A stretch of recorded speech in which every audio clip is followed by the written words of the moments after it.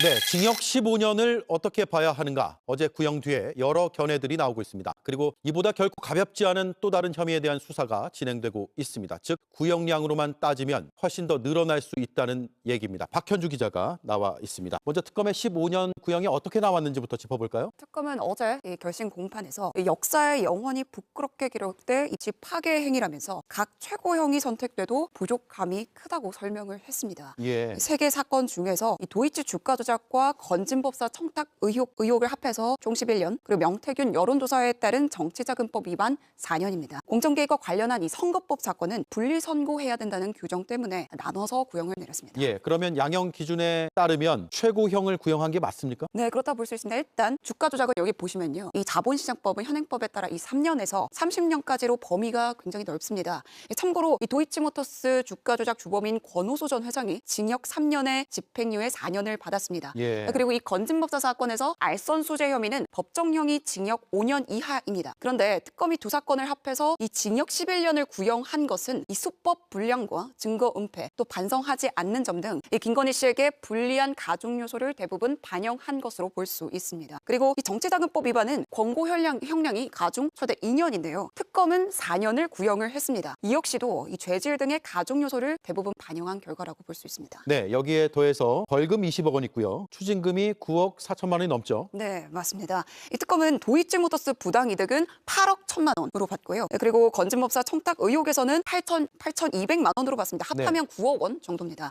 벌금은 이 부당이득이나 불법 금품 수수 금액에서 가중을 해서 선고할 수 있습니다. 이 때문에 9억의 2배 이상 되는 20억 원을 구형했습니다. 특검은 이 추징금 역시도 김건희 씨가 얻은 부당이득 등을 법이 허용하는 선에서 최대 7억 예산에 9억 4천여만 원으로 결론을 냈습니다. 예. 자, 그리고 지금 수사 중인 혐의도 꽤 있어요. 그래서 이게 다 재판으로 넘어간다면 혐의가 또 추가되잖아요. 네, 맞습니다. 방금 전 리포트에서도 보셨지만요. 일단 무엇보다 형량이 무거운 건 뇌물 혐의입니다. 예. 현재 특검이 뇌물로 의심하는 이 6,200만 원짜리 반클리프 목걸이를 포함해서 서희건설이 선물한 이 3종 세트만 총 1억 1천만 원입니다. 또 사업가 서모 씨가 준 바쉐론 콘스탄티 시계가 5천만 원, 또 이배용 전 국교위원장이 김건희 씨에게 전달한 금거북이가 200만 원으로 총 1억 6천만 원대입니다. 네. 뇌물의 경우 이 3천만 원 이상이 되면 가중 처벌을 받습니다. 이렇게 되면 무기징역 또는 10년 이상의 징역을 받을 수 있게 되는 겁니다. 예. 이것 말고도 이우환 그림이나 로저 비비의 가방도 남아 있습니다. 또 앞서 리포트에서 보신 것처럼 이 박성재 전 장관 소환 보도를 보셨는데 대통령 부인으로서 이 법무부 장관을 통해 수사에 외압을 가한 사실이 드러난다면 이 직권남용 혐의가 추가돼서 따로 재판을 받아야 합니다. 예. 뇌물의 경우 3천만 원 이상이면 하한선이 10년이네요. 10년 이상 무기징역까지 가능하다. 알겠습니다. 김건희 씨는 중형이 구형되자 헛웃음인 듯 한숨인 듯한 탄식을 내뱉었습니다. 최후 진술에선 잘못은 했지만 다툴 여지가 있다고 말했습니다. 오늘 변호인은 더 강하게 나갔습니다. 법이 아닌 시대의 감정이 법정으로 흘러들어왔다고 주장했습니다. 아직 첩첩산중인 수사 때문에 강하게 반발한 것으로 보입니다. 배양진 기자입니다. 김건희 씨는 곧바로 최후 진술에서 정말 억울한 점이 많지만 잘못한 점이 많은 것 같다면서도 특검님이 말한 것처럼 그건 다툴 여지가 있는 것 같다고 했습니다. 예상보다 센 구형에 당황한 듯 말을 잘 잇지 못했고 짧은 최후 진술에 헛웃음인 듯 한숨인 듯한 탄식을 내뱉었습니다. 오늘 변호인은 구형이 징벌적 수준이라고 더 강하게 반발했습니다.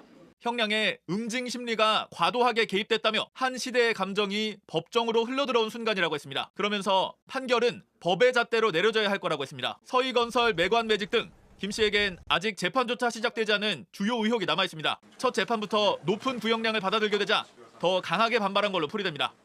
김건희 씨 1심 선고는 다음 달인 1월 28일입니다. 특검은 V제로 김건희 씨의 실체를 수사 결과로 설명했습니다. 남편은 내가 컨트롤하면 된다고 말했다는 명태균 씨의 진술. 김 씨가 윤 전 대통령 후원 회장 인선에 직접 개입한 사실을 공개했습니다. 조혜영 기자입니다.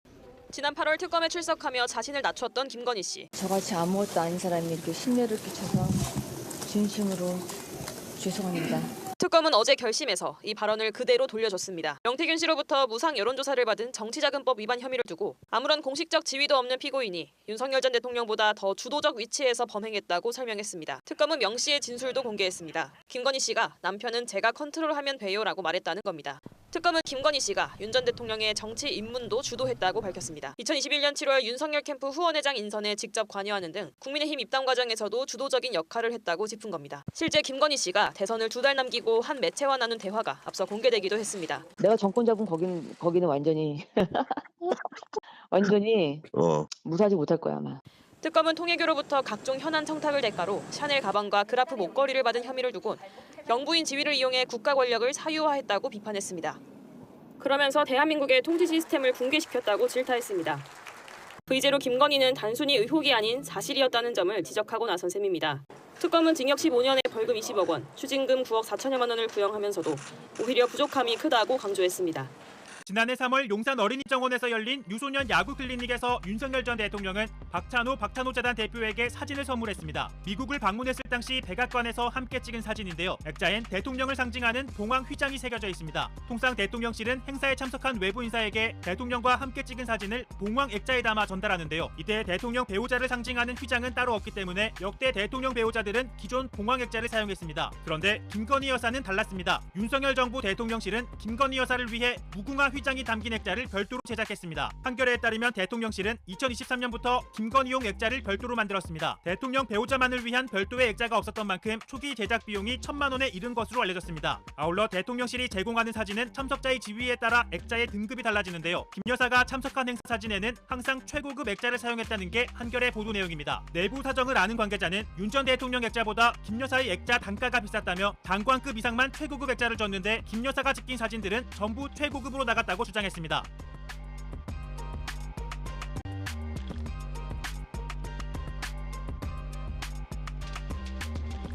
어제 징역 15년이 구형된 김건희 씨가 오늘 다시 특검에 출석했습니다. 고가의 명품 목걸이와 시계 그리고 금 거북이를 비롯한 금품 수수 의혹을 조사받기 위해서인데요. 조사할 게 워낙 많아서 다음 주에도 소환이 이어질 예정이지만 김건희 특검의 수사 기간은 불과 열흘 뒤면 만료됩니다. 김지성 기자입니다. 김건희 씨가 탄 호송 차량이 특검이 있는 건물로 들어갑니다. 도이치모터스 주가 조작 혐의와 명태균 여론조사 의혹 등으로 징역 15년이 구형된 지 하루 만에 김건희 국정농단 특검에 다시 출석했습니다. 남은 의혹들에 대한 조사를 받기 위해서입니다. 반 클리프 아펠 목걸이, 바쉐론 콘스탄틴 시계, 금 거북이 등 금품 수수 의혹에 대한 조사를 진행하고 있습니다. 특검은 이봉관 서희건설 회장, 로봇계 관련 사업가 서성빈 씨, 이배용 전 국가교육위원장 등이 건넸다는 이 고가의 금품들이 인사나 사업과 관련한 청탁의 대가가 아니었는지 캐물었는데 김 씨는 대부분 진술 거부권을 행사한 걸로 전해졌습니다. 다음 주에도 김 씨에 대한 조사는 이어질 예정입니다. 특검은 오는 11일 해군함정 술파티 의혹, 김기현 전 국민의힘 대표의 배우자가 건넨 로저 비비의 가방, 김 씨와 인연이 깊은 업체인 21g이 맡았던 대통령 관저공사 의혹 등을 조사하기로 했습니다. 오늘 21g 공동대표의 거주지 등을 압수수색하기도 했습니다. 또 한동훈 전 국민의힘 대표에 대해서도 오는 10일 참고인으로 출석하라고 통보했습니다. 김 씨 측에 이우한 화백 그림을 건넨 김상민 전 검사의 총선 출마를 두고 윤석열 전 대통령 부부의 공천 개입 시도가 있었는지 확인하기 위해서인데 한 전 대표는 응하지 않겠다는 의사를 밝혔습니다.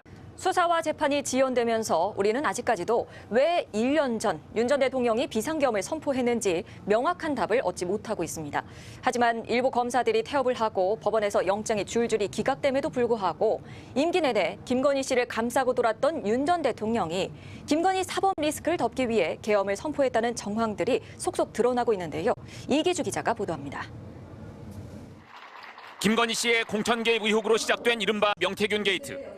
당선인 이름 팔지 말고 그냥 미르라고 했어요. 지금 전화해서. 예, 고맙습니다. 당연하죠. 두 사람의 통화 기록이 담긴 명 씨의 휴대전화는 게이트의 핵심 증거로 떠올랐습니다. 비상계엄 하루 전인 지난해 12월 2일 명 씨 측은 이른바 황금폰을 검찰이 아니라 민주당에 제출할 수도 있다며 윤석열, 김건희 두 사람을 압박했습니다. 그리고 이날 김 씨는 조태용 국정원장에게 문자를 보냅니다. 민감한 시기에 오고 간 영부인과 국정원장 간의 이례적인 연락. 하루 뒤인 12월 3일 명 씨는 기소됐고 이날 밤 윤 전 대통령은 비상계엄을 선포했습니다. 영부인하고 왜 문자 주고받습니까? 자주 있는 일은 아니었습니다. 이 무렵 김건희 씨는 자신을 향한 검찰의 칼날을 몹시 부담스러워했던 것으로 보입니다. 명태균 게이트뿐 아니라 도이치모터스 주가 조작과 디올백 수수 의혹, 수많은 사법 리스크를 안고 있던 김 씨는 박성재 당시 법무부 장관에게 내 수사 어떻게 되고 있냐 등의 메시지를 보냈습니다. 김명수 전 대법원장에 대한 수사가 더디다는 질책성 메시지도 보낸 것으로 알려졌는데 공교롭게도 이후 김 전 대법원장은 14명의 체포 대상자 명단에 포함됐습니다. 이재명, 우원식, 한동훈, 김민석, 김어준, 조국, 박찬대, 정청래, 김명수. 내란 직후부터 김건희 개입설을 주장해온 사성장군 출신의 더불어민주당 김병주 의원. 김 의원은 체포 명단에 초안격으로 꼽히는 여인영 메모 속의 이름 최재영에 특히 주목했습니다. 디올백 영상의 주인공인 최재영 목사를 체포할 정도로 사감을 가진 인물이 누구겠냐는 겁니다. 김용련이나 여인영 였다면 최재형을 포함을 안 시켰겠죠. 윤석열, 김건희가 관여가 돼서 만들어지고 지시를 했다라고 추정할 수가 있죠. 특검 앞에선 스스로를 한없이 깎아내렸지만 저같이 아무것도 아닌 사람이 이렇게 심려를 끼쳐서 실상은 경호처 비화폰을 쓰며 경복궁 어저에 앉아 세상을 내려다봤던 V제로 내란의 동기가 김건희 사법 리스크를 덮기 위한 국면 전환용은 아니었는지 이를 뒷받침할 정황들이 하나둘 그 실체를 드러내고 있습니다. 개인적인 가정사라는 게 뭔가요? 이 자리에서 답변 드리는 건 적절치 않은 것 같습니다. MBC 뉴스 이기주입니다. 지금 구형은 이제 변호사님이 말씀하신 것처럼 구형이 이제 15년 나왔고 1월 28일 날 이제 선고가 내려질 상황입니다. 이제 한덕수 같은 경우에는 1월 21일 날 선고가 진행이 되거든요. 그러니까 일주일 후에 김건희 씨의 선고가 이루어질 것이고 사실 제가 재판정 내에서 나오면서 이제 기자분들이 오늘 상당히 많이 오셨어요. 한 20분에서 한 30분 정도 오신 것 같은데 결심이니까 왔겠죠. 예, 결심이니까 많이 왔죠. 나가면서 다들 이야기를 하는데 서로 다 친하잖아요. 야, 오늘 생각보다 구형 세게 나왔는데 다들 구형이 다 세게 나왔다고 예측을 하고 있어가지고 아마 김건희 씨가 풀려날 일은 전혀 없을 것이다 라고 생각이 듭니다. 이번에 사실은 구형이 이렇게 나온 거는 지난번에 한덕수에 대해서 15년 구형한 거가 영향을 많이 미친 것으로 제가 이제 판단이 되고요. 오늘 특검에서 새롭게 나온 내용도 있다라고 얘기를 하더라고요. 그게 뭐냐? 지난해 9월에 김건희가 국민의힘 윤상현 의원에게 이런 텔레그램을 보냈답니다. 보안 특별히 조심하세요. 앞으로 더욱 조심만 하세요. 이런 내용을 보낸 게 이번에 특검이 오늘 재판에서 얘기한 거라고 하더라고요. 야, 이제 이런 걸 보게 되면 자기네끼리는 앞으로 특별히 더 조심하라? 왜? 얼마나 깊숙하게 개입을 했느냐. 그리고 국정농단으로 충분히 인정될 만한 내용들을 평소에 거래했다는 거 아니에요. 네. 그러니까 이제 조언을 해준 것이고 이게 이제 어떤 과정에서 나온지는 알 수 없지만 그러면서 보면 1억 4천 지금 이제 여론조사와 관련돼서 정치자금법 위반에 징역 4년이지 않습니까? 네. 대선에 결정적인 영향을 미치는 거지 않습니까? 4년이면 구형이 많으냐 적으냐. 그러면 4년 정도 구형받으려면 이런 제공은 받아도 되느냐 아니냐. 또 하나 더. 자, 김건희를 정치자금법 위반으로 일단 넣었다는 것은 그럼 여기에서 이제 공모의 핵심이 윤석열과 같이 공범으로 지금 처리한 거 맞죠? 구형량으로 보면 이런 걸로 봤을 때 또 윤석열에게는 얼마나 추가가 될 것인지 이런 것들이 이제 가능한데 결국에는 이제 김건희에 대한 형량이 많다 적다 28일 날 이거보다 더 높아져야 한다는 이제 국민적인 여론을 얼마나 이제 우인성 판사가 받을 것이냐 적극적으로 받아야 한다라는 말씀까지 드리겠습니다. 근데 1월 28일에 선고면요, 사실 1월 9일에 이 지기현 부장이 윤석열 씨에 대해서 이거 이제 공판을 정리하겠다고 얘기를 했고요. 그 다음 주 정도에 이진강 부장 판사가 이제 한덕수 씨에 대해서 판결을 21일이죠. 예. 선고합니다. 그렇게 되면 여기 다 연결돼 있어요. 그래서 김건희라고 하는 사람에 대해서 그 중간에 아마도 내란 특검에서도 이제 기소를 할 것으로 지금 보이거든요. 왜냐면 내란 특검이 내일 김건희 씨를 이제 소환했단 말이죠. 그렇게 되면 현실적으로 김건희 씨는 앞으로 15년이 가장 최저이고 실질적으로 앞으로는 계속 늘어날 일만 남은 거예요. 그래서 본인 입장에서는 이게 앞으로 어떻게 되지 아마 아무런 희망이 안 보일 겁니다. 근데 이제 이것만이 끝이 아닌 게 앞으로 재판이 줄줄이 기다리고 있지 않습니까? 김건희와 관련해서는 맞습니다. 아직도 제대로 수사가 안 된 부분도 있고요. 일단 그 재판이 줄줄이 기다리고 있는 이 부분, 박성재 전 법무부 장관을 통해서 검찰 인사 등에 개입했다는 수사 개입 이 부분도 있습니다. 본인의 사건을 무마하기 위해서 사건 수사를 무마하기 위해서 인사에도 개입하고 한 거 아니냐라는 이 수사 개입 의혹과 관련한 부분도 재판을 앞두고 있고 재판을 앞두고 있는 건가요? 이게 그러니까 수사를 하고 있어서 박선재 전 장관과 관련해서는 직권남용으로 수사를 하고 있다라고 하는데 아직 기소가 되지 않았는데 기소 수순으로 아마 갈 겁니다. 네네. 추가 기소를 할 거예요. 그 나토 3종 세트도 아직 소명이 되지 안 됐잖아요. 이 부분도. 그래서 이 매건 매직과 관련한 부분도 재판으로 넘어갈 가능성이 있으니까 제가 봤을 때 구형은 15년이 구형이 되었지만 한 징역 30년 정도는 살아야 되잖아요. 토탈하면 그럴 거예요. 왜냐하면 지금 양평고속도로도 안 됐고요. 그렇죠. 그거 되게 질이 나쁜 거예요. 그것도 수사가 원희룡 전 장관을 기억으로는 추석쯤에 추석 지나면 부르니 많이 했는데 그 뒤로는 별로 소식이 없고요. 그리고 사실 매간 매직도 이거 단 한 건인가라는 의심이 드는 거예요. 왜냐하면 면접을 봤다라는 얘기가 있고 자기가 그리고 이배용은 완전 딱 떨어지게 금거부계가 나왔어요. 근데 아직 양 당사자 기소가 되지 않아요. 네네. 그리고 또 추가 핵심은 어떤 정치평론가는 이게 제일 나쁘다고 본다는 거예요. 박성재. 박성재한테 새벽 4시에 이 찌라시를 보내지 않습니까? 찌라시 내용은 이원석 검찰총장이 자기가 대통령실에서 찍혀서 나가게 생기니까 보복성으로 김건희 수사를 한다는 거예요. 아니요. 김건희 수사는 이미 일당들은 기소가 된 상황이에요. 수사를 해도 너무너무 늦은 상황이었단 말이에요. 그런데 그거 부분에 대해서 털기 위해서라도 수사는 해야 돼요. 그런데 정치 수사라고 길길이 날뛴 거 아닙니까? 그걸 이제 보낸 의도가 그러니까 김건희가 그 찌라시를 박성재 전 법무부 장관한테 보낸 이유가 심리적인 압박을 하기 위해서 그런 거 보낸 거 아니겠습니까? 가이드라인을 줘서 보냈으니까요. 완전히. 그 자기의 의중은 정치 수사인데 그 찌라시 본인이 만든 거 아니에요? 저는 약간 보면서 이걸 누가 만들었을까? 본인이 만들지 않았을까? 이런 의심을 해봅니다. 봅니다. 네, 예. 또 막 정치 수사라고 했던 그 윤상현 의원의 SNS 게시글을 링크해서 보내고 새벽 4시에 누가 근데 그 텔레를 바로 보겠어요. 그러니까 아침에 윤석열 대통령이 다시 문자를 똑같은 걸 보냈다는 거 아닙니까? 그것도 그 김건희가 보냈을 가능성이 네네. 있죠. 왜냐면 윤석열이 실토했었으니까요. 내 핸드폰으로 맨날 막 새벽에 좀 보고 있고 막 그런다. 막 보고 있고 사람들한테 그러면 당신 문자 미친 보내고. 거 아니냐 뭐 그런 얘기도 했다. 피곤한데 날 네. 위해 이렇게까지 해주냐. 그러니까 이거는 단순히 자기 사건에 대해서 하는 거에서 또 지나지 않아요. 그거 하면서 뭐까지 그 사족을 붙입니까? 아니 김명수 수사는 왜 안 되는 거야? 김정숙, 김혜경. 김혜경 수사는 왜 안 돼? 왜 나만 수사해? 라고 하면서 실제로 그 뒤로 수사가 막 이루어지잖아요. 되게 나쁜 거예요. 이거 자기의 어떤 죄를 덮기 위해서 한 이건 의도인지. 제목을 붙인다면 뭘 붙일 수 있겠습니까? 이게 청탁금지법이 가능하다는 의견도 있고요. 지금 특검에서 나오는 건 근데 직권남용. 청탁금지법은 너무 처벌이 약하고 약해. 근데 직권남용도 이거는 증명하기가 생각보다 쉽지가 않다면서 직권남용이요. 법적으로. 예. 직권남용 권리행사 방해죄라는 게 사실 이제 박근혜 때부터 좀 법리가 약간 좀 탄탄해지면서 포섭 범위도 넓어졌달까 이런 게 있어요. 왜냐면 직권남용은 이게 사법농단에서 판사들이 다 무죄 받았잖아요. 양승태 대법원. 왜 그랬냐면 너무너무 부적절해. 왜 그 독립한 재판부에 이렇게 재판해라 저렇게 판결 내려라 하니 이거 정말 있을 수 없는 일이라고 판결문에 써놔요. 법원도. 근데 직권남용? 그런데 아무리 대법원장이고 법원 행정처라고 하더라도 그런 직권은 없어. 그러니까 직권남용은 말 그대로 본인한테 부여된 직권을 남용해야 성립하니까 남용할 직권이 없는데 부적절한 행위에 그치는 거지 법으로는 처벌 못하네 이 논리였거든요. 그러니까 김건희 자기가 막 박성재한테 지시할 수 있는 권한이 있을 것이고 그건 없단 말이에요. 네. 근데 다만 이 부분이 최순실 씨, 최서원 씨 같은 경우에도 직권남용 권리행사 방식을 유죄를 받아요. 민간인이잖아요. 경제적 공무원이잖아요. 공동체라는 논리가 공동체. 그때 들어가죠. 그래서 여기서는 박성재가 실제로 지시를 하다라고 내렸잖아요. 예. 이 사람은 공무원이잖아요. 그래서 정치적 공동체라는 표현을 특검이 쓸 수밖에 없는 거예요. 이거는 정치적 공동체가 뭐야 엮어내려고 뭐 이런 식으로 막 반격을 하던데 그게 아니고요. 부부는 기본적으로 법률에 항상 들어간 게 경제적 공동체예요. 내가 번 돈 같이 나눠 쓰고 생활비로 쓰고 배우자가 번 돈도 같이 나눠 쓰는 거예요. 근데 정치 공동체란 표현은 그렇게 많이 쓰는 표현은 아닙니다만 최서원이 또 그 박근혜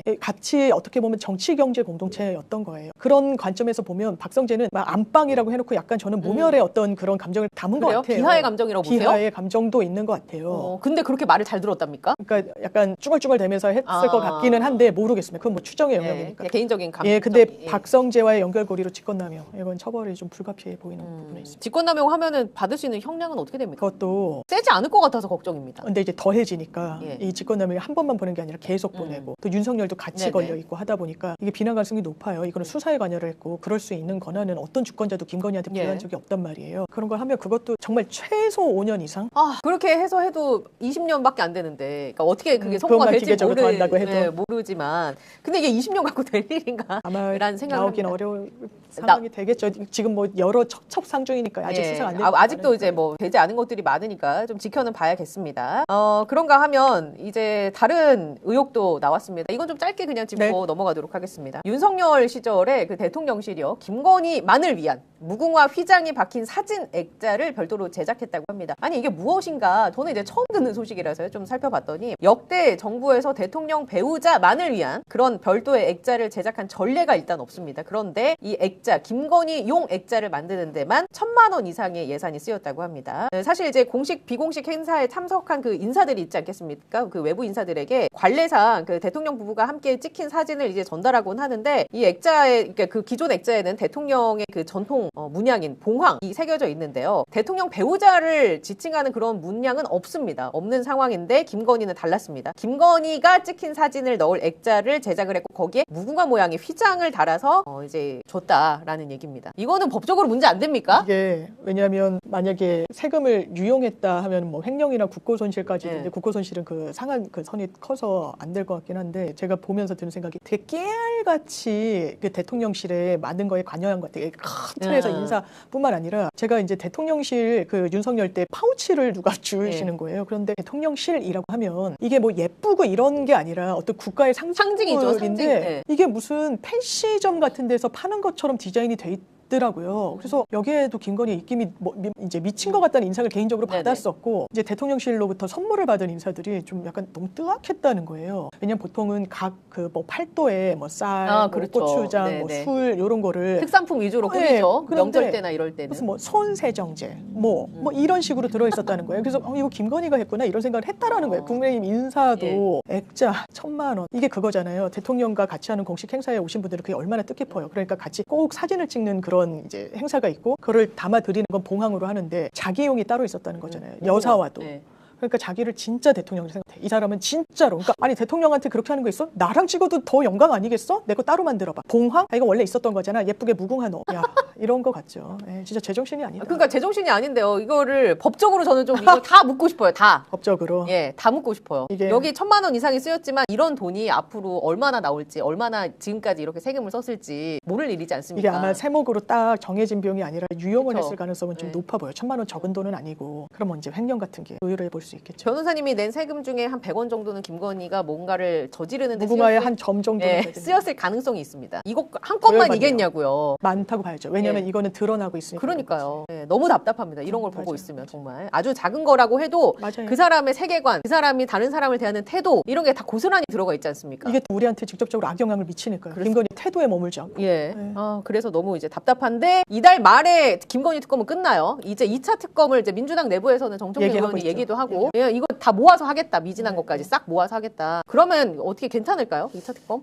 이게 특검으로 하면은 특검법이 또 별도로 발의가 돼야 된단 말이에요. 특검법이라는 거는 어쨌든 인원, 예산, 규모, 기간, 무슨 수사를 할 것인지 이게 다 어쨌든 논의가 돼야 돼요. 그러면 특검이 지금 말씀대로 12월이면 다 끝나게 되는데 바로 특검이 발족하지 않으면 만약에 진짜 종합특검을 할 거면 지금부터 준비를 해야죠. 수사는 연속성이 있어야 되니까 그렇죠. 이게 그러면 그 공백이 뜬단 말이에요. 그러면 그동안 어떻게 할 것인가. 증거인멸이 뭐 이루어질 수도 있고 계속해서. 그리고 제가 대통령의 어제 워딩도 들었는데 이거를 이제 힘을 실어줬다 이런 평가가 언론에서 주되게 나오는데 저는 대통령의 뭐 힘을 실어줬다는 평가에 뭐 부인하는 건 아닙니다만 그런 것 같아요. 이게 기본적으로 전 정권을 향한 수사일 수밖에 없어요. 정치적 의도와 상관없이 본인들이 너무 많은 범죄를 일단 저질렀어요. 근데 국가수사본부로 가서 수사를 하게 되면 또 정치 공방이 더 불거지지 않을까라는 우려가 대통령으로서는 있는 것 같아요. 특검은 완전 중립적인 외부 기관이에요. 한시적으로 이 정치적으로 이 수사한다는 오해를 받지 않기 위해서 구성을 하는 거란 말이에요. 안전장치를 갖고 가는 건데 국가수사본부는 이건 행정부 산하에 있는 거죠. 경찰이라는 게 아무래도 수사가 독립적으로 된다고 제도적으로 한더라도 그럼 정치 수사를 한다 왜 이걸 하냐라고 계속 할 수가 있단 말이에요. 그건 또 기간도 없어요. 그렇다 보니까 그게 더 좀 정치적인 리스크가 있을 수 있다. 우려가 된다. 그 진단이 저는 정확하다고 보거든요. 그래서 특검이 발족해야 되는 거고. 근데 다만 특검이 발족하기 위해서는 만약에 한다면 빨리 해야 되는 거예요. 그 공백이 있으면 안 되는 거예요. 흐지부지해서 국가수사본부로 특검 이거 더 연장 안 했잖아요.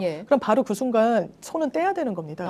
그리고 이첩을 할 걸 국가수사본부로 넘겨야 되는데 국가수사본부로 넘겼다가 특검이 생겼다고 다시 이게 물론 파견 형식으로 받아서 할 수도 있겠습니다만 효율성이나 이렇게 많이 떨어질 일관성이나 여러 가지가 있는 부분이 있어요. 그래서 그 부분까지 고려해서 좀 논의가 필요한 것 같아요. 그럼 지금 이제 12월 4일인데요. 12월 말이니까 지금 이제 작업을 막 해야 되는 상황이군요. 한다면 빨리 해야 되는 거예요. 이게 중간에 진짜 공백 생기면 그것도 미쳐버립니다. 그것도 국민들이 그거는 불편해하실 거예요. 그러니까요. 그 부분을 또 짚을 게 있었군요. 일단 오늘 좀 약간 그래도 우리들이 좀 관심 깊게 지켜본 김건희 씨 마스크 거꾸로 쓴 사진 한번 먼저 보고 얘기하겠습니다.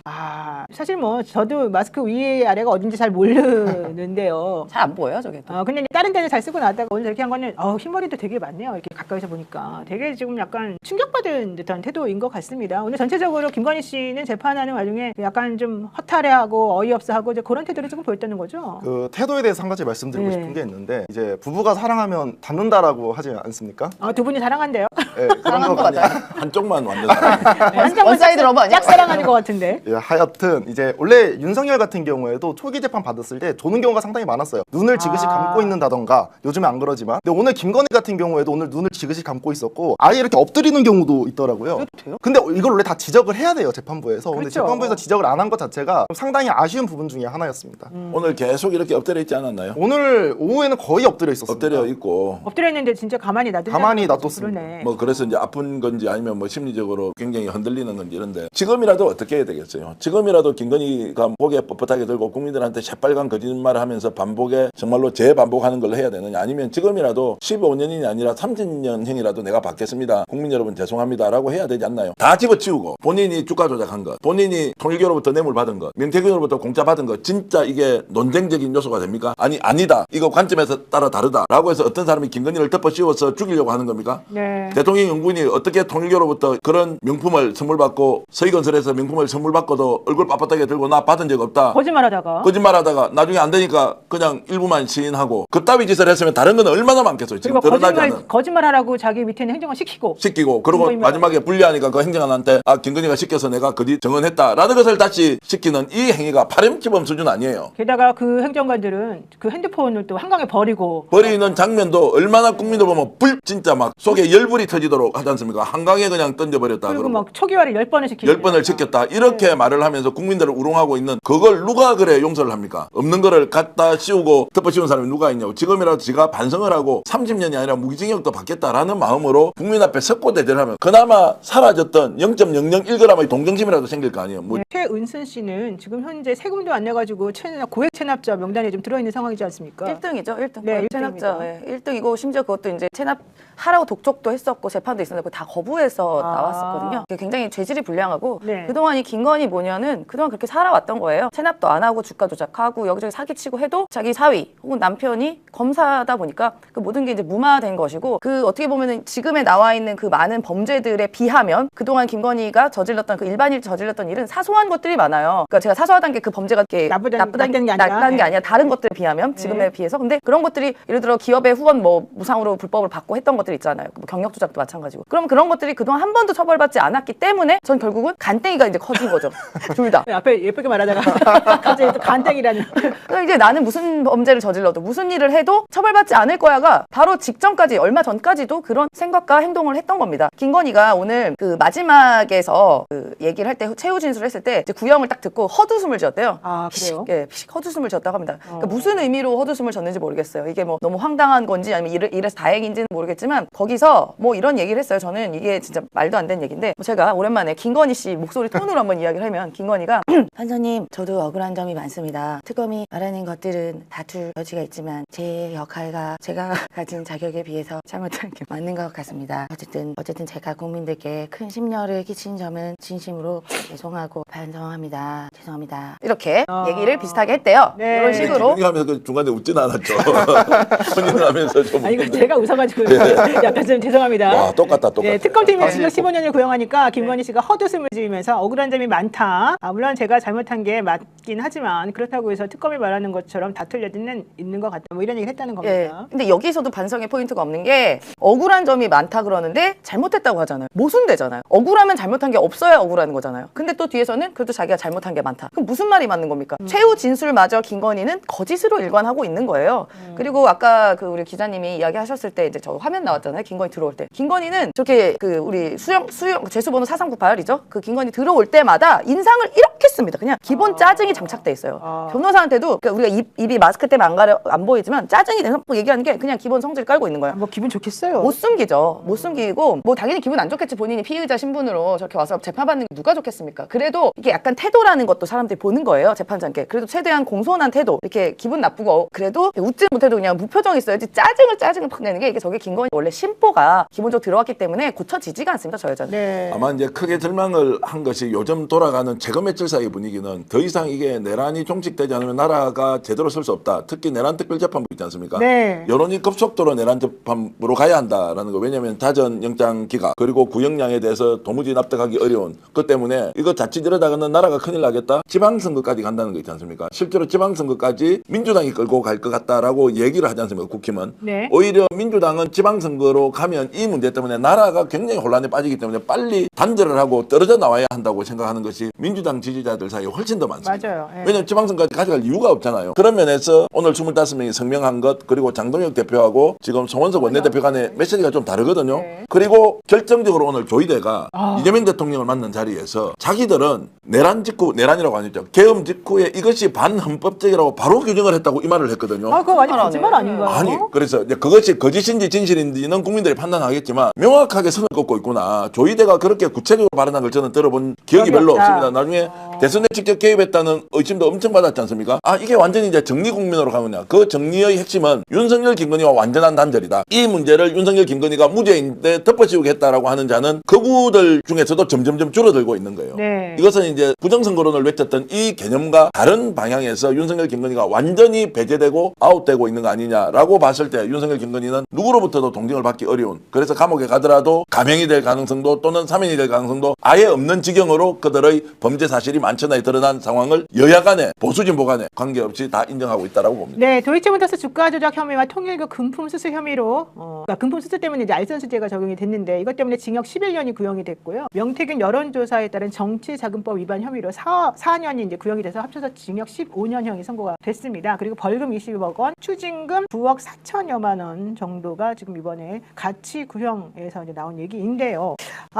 이런 상황에서 1월 28일 날 선고를 하겠다라고 얘기가 되고 있거든요. 자, 그러면 첫 번째 뉴스 들어가 볼까요? 네, 특검 김건희 징역 15년 구형. 네, 사실 어제 있었던 내용인데 저희 현장 라이브로 오늘 좀 전해드립니다. 네, 어제 열린 재판에서 특검이 김건희 씨에 대해서 징역 15년과 벌금 20억 그리고 추징금 9억 원을 선고해달라고 재판부에 요청을 했습니다. 주가 조작과 금품 수수 그리고 공천 개입에 대한 형벌인데요. 특검은 김 씨가 사법 시스템과 국가 통치 시스템, 선거의 공정성 그리고 대의민주주의를 무력화시켰다라고 날석에 비판을 하고 대한민국 역사에 영원히 부끄럽게 기록될 법치 파괴 행위는 기존 양형이 포섭할 차원을 넘어섰다. 각 최고형이 선택되더라도 부족함이 크다라고 주장을 했습니다. 검은 뿔테 안경을 쓰고 하얀 마스크를 거꾸로 썼어요. 마스크를 거꾸로 쓴 김건희 씨는 특검의 구형을 듣고서는 헛웃음을 지으면서 자신도 너무 억울한 점이 많지만 잘못한 것이 많은 것 같다면서도 그렇다고 해서 특검이 말한 것처럼 하는 건 좀 다툴 여지가 있다고 말했습니다. 국민께 큰 심려를 끼쳐드려 진심으로 죄송하다면서 고개를 숙이기도 했고요. 선고 기일은 내년 1월 28일 수요일로 지정이 됐습니다. 다만 아직 법정에 세우지 않은 혐의도 많은데요. 김건희 씨가 자신의 사건 수사를 무마하기 위해서 당시 법무부 장관이던 박선재 전 장관을 통해 검찰 인사 등에 개입했다는 수사 개입 의혹도 최근에 불거졌고요. 또 서희건설 이봉관 회장으로부터 이른바 나토 3종 세트를 받았다는 의혹이나 이배용 전 국가교육위원장 등의 매관 매직 의혹은 이미 상당 부분 수사가 끝나서 당사자 김건희 씨에 대한 대면 조사가 남은 상태입니다. 또 한편 김건희 특검은 한동훈 전 국민의힘 대표에게도 오는 10일에 오후 2시에 출석을 하라 이렇게 통보를 했는데요. 한 전 대표가 지난 22대 국회의원 공천 과정에서 김상민 전 검사를 공천해달라는 요청을 받았지만 거절한 뒤로부터 윤석열 씨와 갈등이 생겼다 이런 말을 한 적이 있기 때문에 이 사실을 확인하기 위해서입니다. 네, 김건희 씨가 마스크도 거꾸로 쓰고 헛웃음을 지었다 이런 식의 보도들이 있는데요. 왜 그랬다라고 보세요?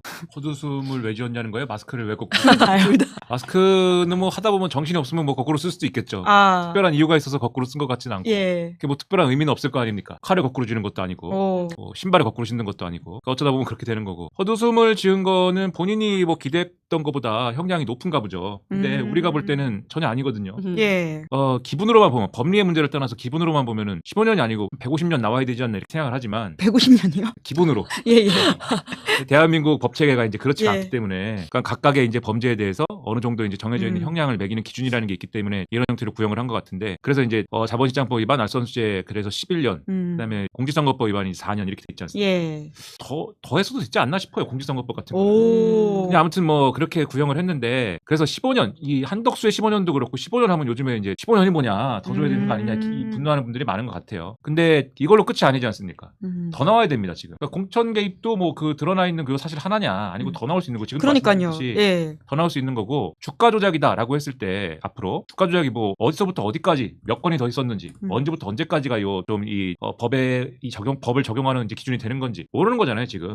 그 지금 뭐 우크라이나를 이용한 뭐 삼부 토건이라든가 이런 여러 가지 의혹들이 있었기 때문에 그래서 계속 나올 거라고 저는 생각을 하고 그러니까 특검에서는 요 정도 특검에서는 아무래도 이제 이 시일의 한계가 있으니까는 앞으로 뭐 추가되는 거를 포함해도 완전히 다 모든 걸 특검에서 해소하기는 어렵겠지만 뭐 이재명 대통령이 시사를 했듯이 지금 여당이 2차 특검 얘기도 하고 있고 꼭 2차 특검이 아니더라도 이후에 어떤 수사기관이든지 간에 지금까지 의혹이 제기된 것들을 다 무시하고 할 수는 없는 거거든요. 그렇기 때문에 이걸로 끝이 아니다. 헛웃음을 지금 지을 때가 아니다. 이렇게 말씀드립니다. 근데 그러기 위해서는 수사협조가 되게 중요할 텐데 한동훈 전 대표도 관련해가지고는 중요한 증인인 것 같거든요. 그래서 참고인 소환하겠다라고 했는데 과연 나올지에 대해서는 또 의문인데 어떻게 보세요? 안 나온다는 것 같은데요? 그러니까 그분은 지금 모든 거에 대해서 이 본인이 이제 강조하고 싶은 거 나는 계엄을 막는데 일조했다. 사실 국회의원도 아니잖아요. 근데 아무튼 나는 계엄을 막는데 일조했다. 내가 딱 그때 국회 본관에 갔더니 민주당 사람들이 이제야 살았다. 여당 대표가 와가지고 이제 군한테 끌려나가진 않겠구나. 이런 거를 막 강조를 하는데 그렇게 이제 이 역사와 이 또 우리 공동체 앞에 그렇게 떳떳한 그러한 입장이라면 모든 수사에 잘 협조해서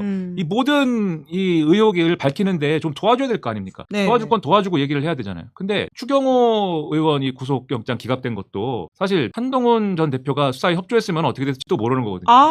왜냐하면 한동훈 전 대표가 책에다 써놨어요. 자기 책에 써놨어요. 이게 내가 얘기를 들어보니 그때 자기가 계엄 해제를 하러 가고 싶었는데 어떤 의원이 근데 이게 자꾸 장소가 바뀌고 이래가지고 내가 못 갔다. 즉 표결할 권리를 제한당했다. 이렇게 얘기한 사람이 있다라고 책에 써놨어요. 그럼 그 누군지 가르쳐줘야 될 거 아닙니까? 근데 그걸 물어보려고 이제 오라고 한 건데 안 간 거잖아요. 지금도 특검은 정치적 특검이다. 그래서 민주당 정권에 하명 수사를 하는 그러한 조직이다. 그래서 이 특검 수사에 자꾸 응하라고 하는 것은 이 일종의 배신자를 만드는 것이기 때문에 이거는 일종의 국민의힘에 대한 분열 책동이다. 뭐 이런 접근법이에요. 그래서 그러한 이제 정치적인 시도에 나는 넘어가지 않는다, 응하지 않는다. 이거 뒤집어 얘기하면 뭐겠습니까? 나는 절대 우리 편한테 배신자로 찍힐 만한 일은 안 하겠다 이렇게 하는 거거든요. 근데 이미 배신자잖아요, 이미 그렇게 돼 있잖아요, 이미. 그러니까 여태까지 한동훈 전 대표를 비롯해서 이 지금 뭐 국민의힘 내에서 여러 가지 말씀하시는 분들이 저는 너무 소극적이지 않나 생각을 하면서 좀 제발 특검 조사에 응하길 바랍니다. 네. 근데 사실 김건희 씨는 국민의힘 소속도 아니고요. 뿐만 아니라 윤석열 씨, 김건희 부부가 뭐 한동훈 전 대표를 향해서 빨갱이라고 했다거나 총을 쏘라고 했다거나 뭐 심지어는 사악하다라는 표현까지 쓰지 않았습니까? 그런 차원에서 수사에 협조하는 게 그렇게까지 배신자 이야기를 들을까라는 생각은 드는데요. 그렇죠. 협조하면 되는데 그걸 안 합니다. 그게 이제 그 세계관, 소위 말하는 윤 어게인들의 세계관, 그리고 윤 어게인들의 편승해 있는 당 주류의 세계관은 지금 당 주류가 이제 편승해 있는 세계관은 윤석열을 한동훈이 배신하는 바람에 그래서 김건희 특검이나 이런 것들을 어쨌든 어느 정도 수용하겠다라는 그러한 이제 표시를 내는 바람에 윤석열이 화가 나가지고 이제 계엄을 선포하는 데까지 내몰렸다 뭐 이런 게 있는 거잖아요. 그리고 이 한동훈의 배신 그리고 한동훈이 윤석열 탄핵에도 찬성했고 그다음에 뭐 이런 일련의 과정이 있다 보니까 요 관계를 이제 그 배신으로 인식하는 거고 그리고 이 추경호 의원 영장 이 기각 요 둘러싼 국민의힘의 태도를 보면 특검이 하는 건 다 지금도 말씀드렸지만 민주당의 하명 수사고 특검은 다 정치적인 수사를 하는 거고 이게 다 내란 프레임이고 내란 프레임이 앞장서서 정당 해상까지 가겠다는 게 지금의 이제 정권이다 이렇게 인식하는 거잖아요. 그렇게 인식하는 상황에서 한동훈이 그러니까 특검 대 국민의힘 이 구도를 이미 그 사람들이 만들어놨는데 나는 국민의힘 편이 아니고 특검 편이에요. 이렇게 할 수는 없다는 거거든요. 근데 그렇게 해서는 제가 볼 때는 다수 국민들이 앞으로 정치인 한동훈은 외면하게 될 것이다라고 생각합니다. 네. 근데 오늘 김건희가 선생님 오늘 어떻게 잤냐? 내가 보여드릴게. 김건희 선생님도 오늘 어떻게 잤냐? 김건희가 계속 이러고 있었잖아요. 근데 김건희가 마스크를 낀 채 이러고 자고 있었어. 이러고 눈 감고 있었어요. 근데 김건희가 이 앞에 책상이거든요. 책상이 있는데 안경을 낀 채 마스크를 끼고 손을 보통 이렇게 자잖아. 우리가 책상에서 잘 때 이렇게 자잖아요. 근데 이렇게 안 자고 김건희가 이렇게 자더라고. 머리를 책상에 이렇게 대고 이러고 자는 거야. 이렇게 머리를 이렇게 책상에 대고 이렇게 있는 거야. 그러니까 존듯 앉은 척이 아니라 그냥 머리를 그냥 책상에 박았어. 여기 이마를 이렇게 박았어. 이게 잠이 오나 싶은데 아주 잘 자더라고. 이제 잤어. 근데 몸이 아프다고 하니까 문희성 부장이 뭐라고 안 했어요. 뭐라고 안 했어. 뭐라고 안 했는데 요 자빠져 잔 게 이 2번 잤어요. 2번 잤는데 김건희가 처음에 이렇게 잘 때 이렇게 자더라고. 그다음 5분 잤어. 내가 계속 보고 있었어. 5분 자더라고. 5분 잤는데 옆에서 최지우 변호사가 깨웠어. 일어나야 된다고. 그래서 김건희가 일어났어. 이렇게 일어났어. 그러니까 코가 눌리지 않고 여기 마스크를 낀 채 이마를 책상에다 대고 이렇게 잔 거예요. 이렇게. 이게 잠이 오나 안 오는지 모르겠는데 하여튼 이렇게 잤어요. 이렇게. 이마를 책상에 대고 잔 거야. 싹. 근데 깨웠어. 최지우 변호사가 깨웠어, 한 번. 깨웠고 그러다가 한 번 더 잤어. 근데 내가 선생님들 오늘 들어오자마자 김건희 오늘 들어오자마자 김건희가 오늘 아프다고 하니까 김건희가 오늘 검정색 바지에 검정색 코트를 입고 흰 마스크랑 이 마스크에 또 거꾸로 썼더만 흰 마스크에 뿔테 안경을 착용하고 오늘은 머리를 이렇게 되게 나름 이렇게 손질을 했어요. 머리핀으로 되게 단정하게 꽂아놨더만. 근데 저도 김건희 구속되고 처음 봤는데 김건희가 살찐 줄 알았어요. 그러니까 사진으로만 봐가지고 김건희가 살찐 줄 알고 제가 드디어 이제 약 같은 거 안 먹고 주사 같은 거 안 맞으니까 저렇게 이제 다시 이제 원래 체형으로 돌아오나 보다 이랬는데 그건 아니더라고요, 선생님들. 그거 아니에요. 그거 아니고 워낙 이렇게 움츠려든 모습으로 고개를 숙인 채 약간 삐딱하게 걸어오고 옷이 너무 커. 이게 옷이 너무 커. 옷이 너무 커가지고 옷이 큰 상태에서 막 이렇게 입으니까 되게 이상하게 사람이 부해 보인 거예요. 근데 이제 코트를 벗고 이제 오늘 마스크를 2번 벗었어요, 김건희가. 마스크를 오늘 2번 벗었거든요. 김건희 선생님들 내가 5m 앞에서 봤어. 제가 오늘 첫 번째 줄에 앉아 있었어. 그러니까 피고인석 쪽에서 그러니까 오늘 제가 김건희만 계속 오늘 선생님들 7시간 동안 김건희만 봤어. 근데 오늘 마스크를 2번 벗었어요, 김건희가. 마스크 2번 벗었는데 똑같아. 선생님 똑같아요. 살도 안 빠졌고 찌지도 않았어. 그렇다고 빠지지도 않았어. 똑같아. 그냥 똑같아. 흰머리도 엄청 흰머리 많이 났을 것 같은데 안 났어요. 거의 비슷해. 그래서 나는 오히려 내가 놀랬어. 내가 오히려 좀 놀랬어. 거의 왜 똑같지? 거의 똑같아요, 모습이. 거의 똑같고 이제 다만 왜 그런지 모르겠는데 김건희가 아무튼 엄청 어떻게 하고 있냐면은 되게 영화의 공포 영화의 그 주인공처럼 난 이거 진짜 공포 영화라고 생각했어요, 선생님들. 김건희가 어떻게 하고 있냐면은 김건희가 선생님들 자세가 정면을 보지도 않아. 선생님들 내가 김건희가 오늘 종일 어떻게 하고 있냐면은 내가 오늘 김건희랑 선생님들 같은 줄에 서 있었잖아요. 오늘 김건희가 어떻게 하고 있었냐면은 김건희 이러고 있는 거야, 선생님들. 그러니까 앞에서 되게 시끄럽게 오가는데 머리를 완전히 이 기역자로 이렇게 그러니까 기역자로 이렇게 만들어서 김건희가 계속 이러고 있어. 계속 이러고 있어. 근데 손이 이 밑에 이 책상에 손이 있거든요. 책상에 쪽지가 있어. 김건희가 안 보이게 졸진 않았어요. 졸진 않아. 근데 계속 이러고 있어. 계속 이러고 있다가 뭔가 중요한 얘기가 오갈 때 밑에서 종이를 꺼내더라고요. 이런 조그마한 포스트잇 같은 거, 요런 네모난 거, 요런 거, 그래, 요거 딱 요만한 거, 요만한 포스트잇을 꺼내더니 안 보여. 선생님 안 보여. 안 보이게 이렇게 적어요. 적어. 그 옆쪽에서 보면 안 보여. 근데 나는 같은 라인에서 내가 김건희만 보고 있으니까 김건희가 이렇게 고개를 숙인 채 뭘 적어. 그러다가 뭔가 특검에서 얘기하는 게 뭔가 마음에 안 차면 옆에 앉아 있는 최지우 변호사한테 얘기해. 그러다가 중간중간에 선생님 내가 놀란 게 김건희가 눈빛이 안 죽었어. 그러니까 김건희가 굉장히 자기가 힘이 없는 것처럼 완전히 그 걸어 다닐 때 몸을 완전 그러니까 힘을 완전 빼고 걸어요. 완전히 몸이 축 늘어진 것처럼 그렇게 걸어. 그렇게 걸어, 선생님들. 완전 교도관한테 몸을 의지해 가지고 세상 다 잃은 것처럼 걷더라고요. 근데 이렇게 고개를 이렇게 공포 영화처럼 이렇게 숙이고 있다가 순간적으로 딱 고개를 들어 가지고 변호사랑 얘기를 하는데 눈빛이 살아있어. 눈빛이 살아있어. 내가 깜짝 놀랐어. 눈빛이 살아있는 거야. 너무 눈빛이 살아있는 거야. 야, 안 죽었네. 야, 김건희 안 죽었어. 딱 하는 생각이 빡 드는 거야. 야, 진짜 눈빛이 살아있구나. 또렷해. 그래서 내가 오늘 김건희랑 눈을 마주친 게 내가 정확하게 김건희가 나를 보고 있고 내가 김건희를 본 게 정확하게 눈이 마주친 게 딱 두 번이거든요. 야, 김건희 안 죽었네. 야. 그리고 김건희가 선생님 이게 노안이 오면 선생님들 안경 쓴 사람들 노안 오면은 가까운 거 볼 때 어떻게 봐요, 선생님들? 선생님 어떻게 봐요? 사람들 어떻게 봐요? 노안 오면 안경을 이렇게 벗고 이렇게 보죠. 이렇게 보지. 김건희가 이렇게 보더라고. 안경을 벗고. 그래가지고 오우 씨 김건희 봐라. 야, 안 죽었네. 의지가 야 씨. 안경을 이렇게 딱 이게 딱 하더라고. 야, 김건희 봐라. 근데 김건희가 그래서 선생님들 왜 웃었냐? 김건희가 웃었어. 선생님들 김건희가 웃었다니까. 그 웃은 게 형량이 적어서 웃은 게 아니라 선생님들 형량이 적어서 웃은 게 아니라 김건희 입장에서는 어이가 없어서 웃은 거야. 선생님 김건희 입장에서 어이가 없어서 웃은 거야. 왜 이렇게 많이 때려 하는 이걸로 웃었어요. 지가 생각할 땐 이거 한 7년 때릴 줄 알았거든. 7, 8년. 근데 이거를 15년을 때리니까 완전히 완전히 어이가 없어 가지고 김건희가 진짜 선생님들 김건희가 오늘 마스크를 두 번 벗었는데 한 번은 지가 답답하다고 한번 쓰러져 가지고 마스크를 한번 벗었고 그리고 두 번째는 요 형이 나오고 나서 허탈해 가지고 웃으면서 마스크를 벗더라고. 어이가 없어서 웃더라고 지가. 그러면서 이 검찰의 구형에 대해서 어이가 없다는 듯이 허탈해하면서 웃어 어찌다 "하." 이래. "하." 이렇게 웃어. "하." 이렇게. 웃는데 김건희가 선생님들 뭐라고 얘기했냐. 내가 그대로 읽어 드릴게. 말할 때는 벗었어요. "저도 너무 억울한 점이 많지만 제 역할과 제가 가진 어떤 자격에 비해 너무 제가 잘못한 게 많은 것 같습니다. 그렇다고 해서 특검이 말하는 것처럼 그건 좀 다툴 여지가 있는 것 같고요. 어쨌든 제가 국민들께 큰 심려를 끼친 점 진심으로 죄송합니다. 진심으로 반성합니다."라고 말하더라고요. 이 선생님들 이 김건희의 워딩은 대한민국의 선생님들 제가 제일 정확해요. 왜 정확하냐? 선생님들 오늘 기자들 그 현장에서 친 기자들이 50명인데 그중에서 한 30개를 비교한 거예요. 선생님들 이게. 30개를 맞춘 거예요. 한 25개 이상을 맞춘 워딩이 이거예요. 김건희의 이 워딩을. 그래서 그대로야. 저도 너무 억울한 점 김건희가 말을 좀 흐렸어요. 말을 흐렸는데 그 흐린 말들을 모아서 요 완성된 게 제가 오늘 기사에 녹였던 제 기사에 녹였던 이 말이에요. 거의 완벽해. 거의 완벽해요 정말. 20개 이상의 매체를 제가 비교했어. 저도 너무 억울한 점이 많지만 제 역할과 제가 가진 어떤 자격에 비해 너무 제가 잘못한 게 많은 것 같습니다.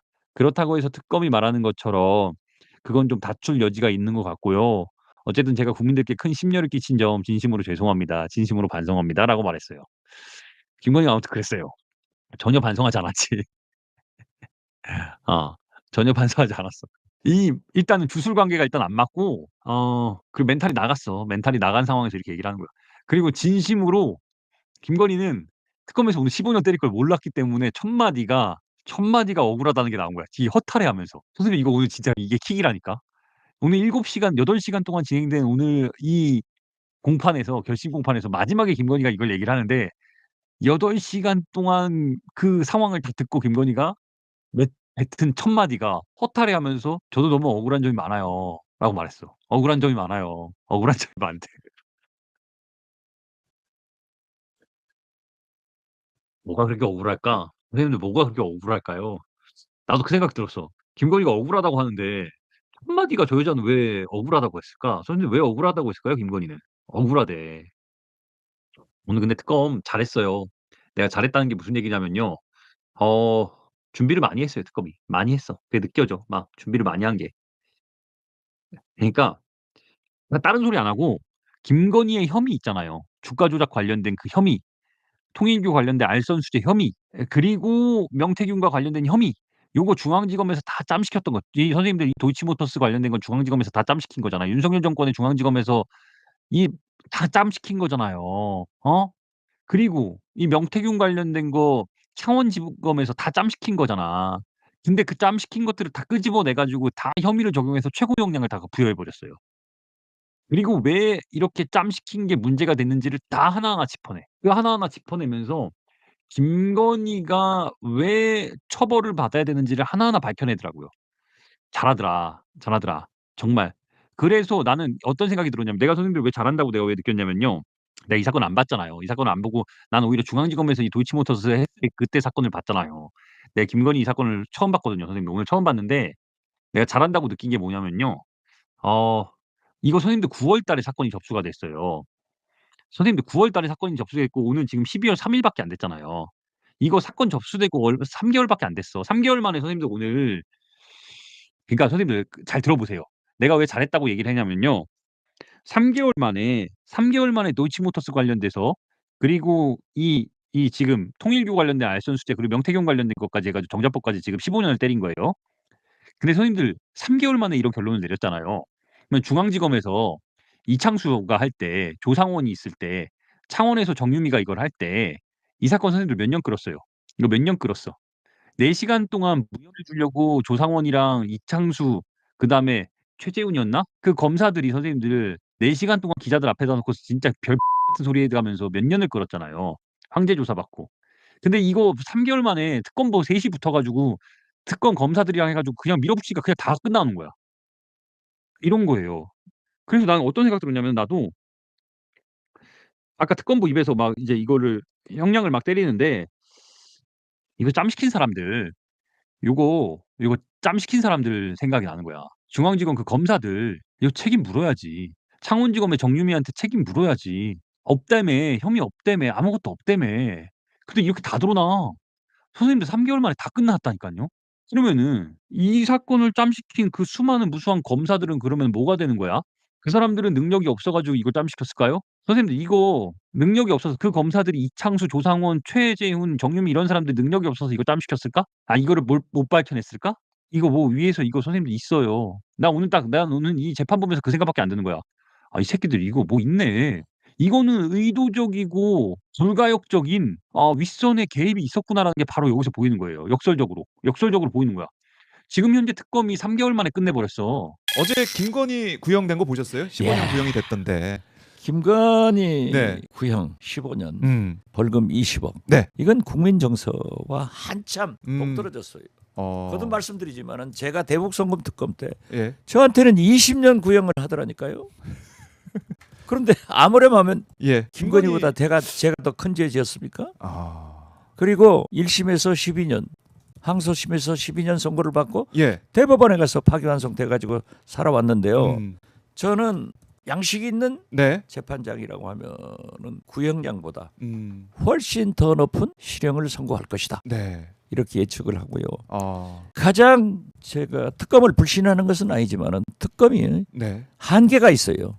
왜 그러냐? 그 수사하는 사람들이 전부 검찰에서 파견 나온 검사들이에요. 그러니까 이 검사들이 제대로 수사를 하겠느냐 미온적이죠. 그렇기 때문에 지금 김건희 목걸이, 시계, 뭐 금 거북이, 금거북이 이런 것만 나와 있겠어요? 현금은 어디로 갔어요? 현금. 나는 현금 지금 있는 저수지를 찾아야 된다고 생각해요. 현금 있는 저수지가 있을 그렇죠. 것이다. 아니 김건희가 그래 목걸이 시계 금덩어리만 받았겠어요? 양주만 받았겠어요? 그건 아니에요. 저는 가장 중요한 것은 김건희, 최은순, 김진우 자기 오빠 이 사람들이 어디에서 돈을 받아가지고 숨겨놓았느냐 이 저수지를 찾아야 되는데 이게 미진해요.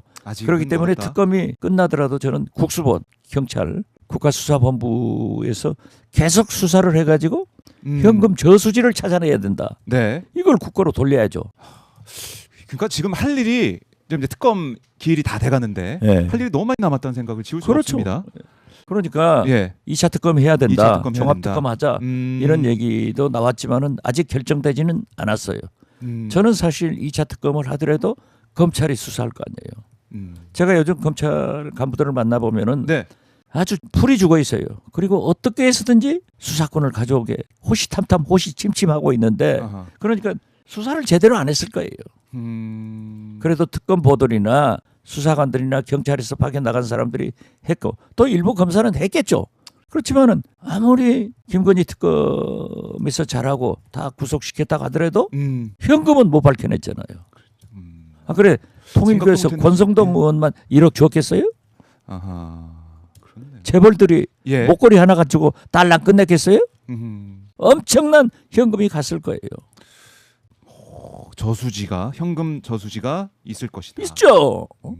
제가 김대중 대통령이 당선됐는데 저한테 전화가 왔어요. 모 정치인은 당선 사례금으로 50억을 가져오겠다. 어떤 대기업은 200억을 가져오겠다. 그래서 저도 깜짝 놀라가지고 김대중 대통령 당선인에게 보고를 했어요. 보고를 했더니 그때 당시는 우리 권노갑 고문이 감옥에 구속된 상태예요. 그러니까 대통령이 말씀이 선명해요. 네가 안 받고 내가 안 받으면은 또 하나의 역사를 우리는 쓴다. 개혁의 역사를 쓴다. 즉 당선 사례금 관리를 없애는 거다. 김영삼 대통령이 당선 사례금 1,500억을 받았잖아요. 그래가지고 이해창한테 300억 주고 1,200억인가 얼마를 금융실명제를 해놓으니까 감출 곳이 없으니까 김기섭 전 안기부 차장을 통해서 국정원 안기부 비밀 계좌통에다 놔둔 거예요. 안기부 계좌는 못 보거든요. 그랬는데 그 역사를 우리가 쓰자. 너하고 내가 안 받으면 우리가 쓴다. 안 썼잖아요. 김대중 당선 사례금 받았다는 소리 들려요? 그런데 이러한 재벌들, 기업들은 아니 그때 당시 50억, 200억, 20년 전 아니에요. 지금 김건희가 얼마나 받았을까? 나는 이것을 반드시 파헤쳐야 된다고 생각해요. 알겠습니다. 아니 김건희, 최은순 이 사람들 가만히 있었을까? 돈이라고 하면은 양잿물도 먹어버려요. 양잿물도 큰 걸 먹는데 어디에다 숨겨놨는지 이거 잡아야 돼요. 반드시 국고 환수해야 된다. 의원님께서 저희가 간과할 수 있는 부분, 하도 뭐 금거북이 얘기하고 뭐 시계 얘기하고 목걸이 얘기하다 보니까 그 현금 생각을 잘 못할 수 있거든요. 그렇죠. 의원님께서 그 과거 사례를 신경만 자극하려. 그래서 나는 김건희 참 머리가 좋다. 딱 야, 내가 금목걸이가 아니죠. 명품 목걸이. 시계, 그림. 그런 것. 이게 말이 안 되죠. 그래서 제가 시사인 김민지 앵커하고 방송하는 게 내가 해봐서 아는데 나는 다 해봤어요. 다 알아요. 이게 정권을 잡게 되면은 또 얼마나 많은 유혹이 있고 그런 것들이 준비가 돼 있을 거라는 걸 알 수 있으니. 김건희 아니냐고요. 아니 목사님한테 무슨 지랄한다고 양주 받고 디올백 이런 거 받은 거 보면은 엄청나게 돈 욕심이 많은 사람이에요. 그러니까 김건희는 지금도 이 감옥에서 서울 감옥에서 내 돈을 내가 이렇게 있어도 뭐 얼마나 살겠냐. 박근혜도 다 내주고 다 내주더라. 그러면 돈만 지키면 나는 잘 살 수 있다. 라고 하는데 이건 역사를 바로 사기 위해서도 잡아내야 돼요. 알겠습니다. 우리가 계속 깨어 있어야 돼요. 한 가지 김건희 요즘 사진 TV 나오는 거 보면 살이 쪘잖아요. 왜 그래요? 살이 쪘어요. 얼굴이 좀. 근데 그것은 주사를 안 맞아서 살이 찌는 거예요. 주사를 안 맞으면 살이 그런 치료를 받아왔지. 말 조용조용히 합시다. 네네. 조용조용히. 아 여자들이 예. 남자들이 다 자기가 예뻐지려고 노력하는 것은 좋아요. 미우니까 얘기하는 거지. 어제는 뭐 마스크도 거꾸로 쓰고 뭐 나오기도 했던데 15년 구형 여기에 대해서 우리 박지원 의원님께서는 정말 분노를 하고 계십니다. 더 찾아야 될 것도 많다라고 정리하고요. 먼저 어제 김건희 구형 공판이 있었는데 민중기 특검도 참석을 했습니다. 그래서 이제 제대로 하겠구나 기대를 했는데요. 징역 15년 구형, 한덕수도 15년인데 이 15년의 의미부터 먼저 좀 짚어보고 싶습니다. 신유진 변호사님, 네. 우리가 생각하기에는 저 김건희 저지른 죄로 봤을 때 무조건 무기징역 이상 그렇죠. 살아야 된다라고 보는데 징역 15년 이거는 어떻게 봐야 합니까? 지금 이 사건이 뭔지를 봐야 됩니다. 사실 김건희의 실체는 아직도 기소되지조차 않았다. 그렇다면 이 사건은 뭐냐? 그냥 너무나 다 알려졌던 사건. 도이치모터스 공범들 다 형사처벌 받았는데 김건희만 박성재에게 내 수사 어떻게 되는 거야? 내 수사라고 자기 수사를 빼달라고 챙기면서 수사가 안 됐던 것. 윤석열이 그거 도이치모터스 그거 불법 수사야. 한동훈이 싹 해가지고 그거 들고 있었던 거지. 라고 했던. 그렇지만 국민들은 다 알고 있었던 도이치모터스 사건. 그리고 또 한 가지가 명태균으로부터 2억 7천만 원 상당의 여론조사를 58회 결과를 제공받은 혐의. 그리고 전성배 씨, 전성배와 공모해서 통일교 관계자로부터 교단 지원 척탄과 함께 그라프 목걸이 샤넬 가방 받은 것. 너무나 빙산의 일각입니다. 그러면 지금까지 받아 처먹은 것에 대해서만 지금 구형을 한 겁니까? 받아 처먹은 거 다 나오지 않았습니다. 그러니까. 받아 처먹은 것 중에 서희건설로 받은 반클리프 목걸이 세트도 있고요. 예. 근거보기도 있고요. 그거는 오늘 따로 조사를 한다고 합니다. 그렇기 때문에 그것에 대해서 그러면 결치공판을 따로 하는 거예요? 그렇습니다. 그건 아직 저도 안 된 거예요. 이제 시작입니다. 이제 스타트예요. 아하. 네. 그러면 조금 뭐 이해가 되네. 네, 그렇습니다. 지금까지 조사해서 드러난 걸 가지고 네. 구형을 했고 네. 또 앞으로 구형할 것은 남아 있습니다. 혹시 이것보다 훨씬 더 많나요?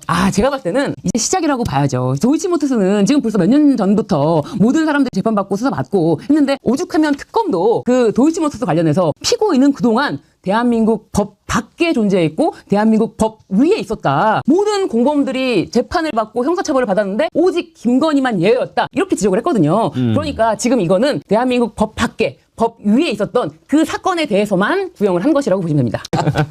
예, 안 소장님. 그러니까 이 한덕수 15년도 사실 너무 아쉽지만 한덕수가 또 그 이후에 저질 헌법재판관에 대한 직무유기나 직권남용 이런 부분으로 이제 그 교도소에서는 추가가 뜬다고 하는데 아마 추가 기소가 있어야 됩니다. 있을 것이고요. 그래서 한덕수 형도 더 무겁게 나와야 되고요. 김건희는 이번 15년은 다행히 한덕수의 15년보다는 향후에 형량이 늘어날 가능성이 훨씬 높은 거로 평가를 받습니다. 왜냐하면 당장 서희건설류의 뇌물이 하나 남아 있고요. 그다음에 박성재를 자기 집사로 부렸던 수사개입 사건이 남아 있습니다. 이거 굉장히 무거운 사건이거든요. 이것은요. 윤석열 권력을 지가 악용해서 한 거기 때문에 직권남용의 공범이 될 겁니다. 이런 부분들은요. 그다음에 뭐 공무상 기밀 누설의 공범이 될 거고요. 근데 이건 왜 그 대장동 항소 자재 때 난리 피던 정치검찰 흔히들 우리 국민들께서는 막 개검이라고 하는데 단 한 명도 이 김건희 이렇게 검사들을 수적으로 부려먹었는데 입장을 단 한 명도 안 냈더라고요. 너무 검찰은 정말 천인공노. 검찰은 뭐 차차 싸워야 되고. 네. 그다음에 디올백 사건이 있습니다. 그러니까 예. 디올백은 특검이 수사를 지금 제대로 착수를 못했다고 얼마 전에 한겨레신문 보도 나왔거든요. 제가 고발했기 때문에 아는데 디올백도 별도로 청탁금지법이나 뇌물로 들어가는. 그다음에 양평고속도로도 결국은 주범이 김건희 가능성이 높은데. 그래요. 지금 양평고속도로로 안 나온 거 아니에요? 그러니까 지금 뭐 워낙 많은 수사 진행되다 보니까 조금 빠져 있는데 우리 국민들이 이런 거 추가 기소 반드시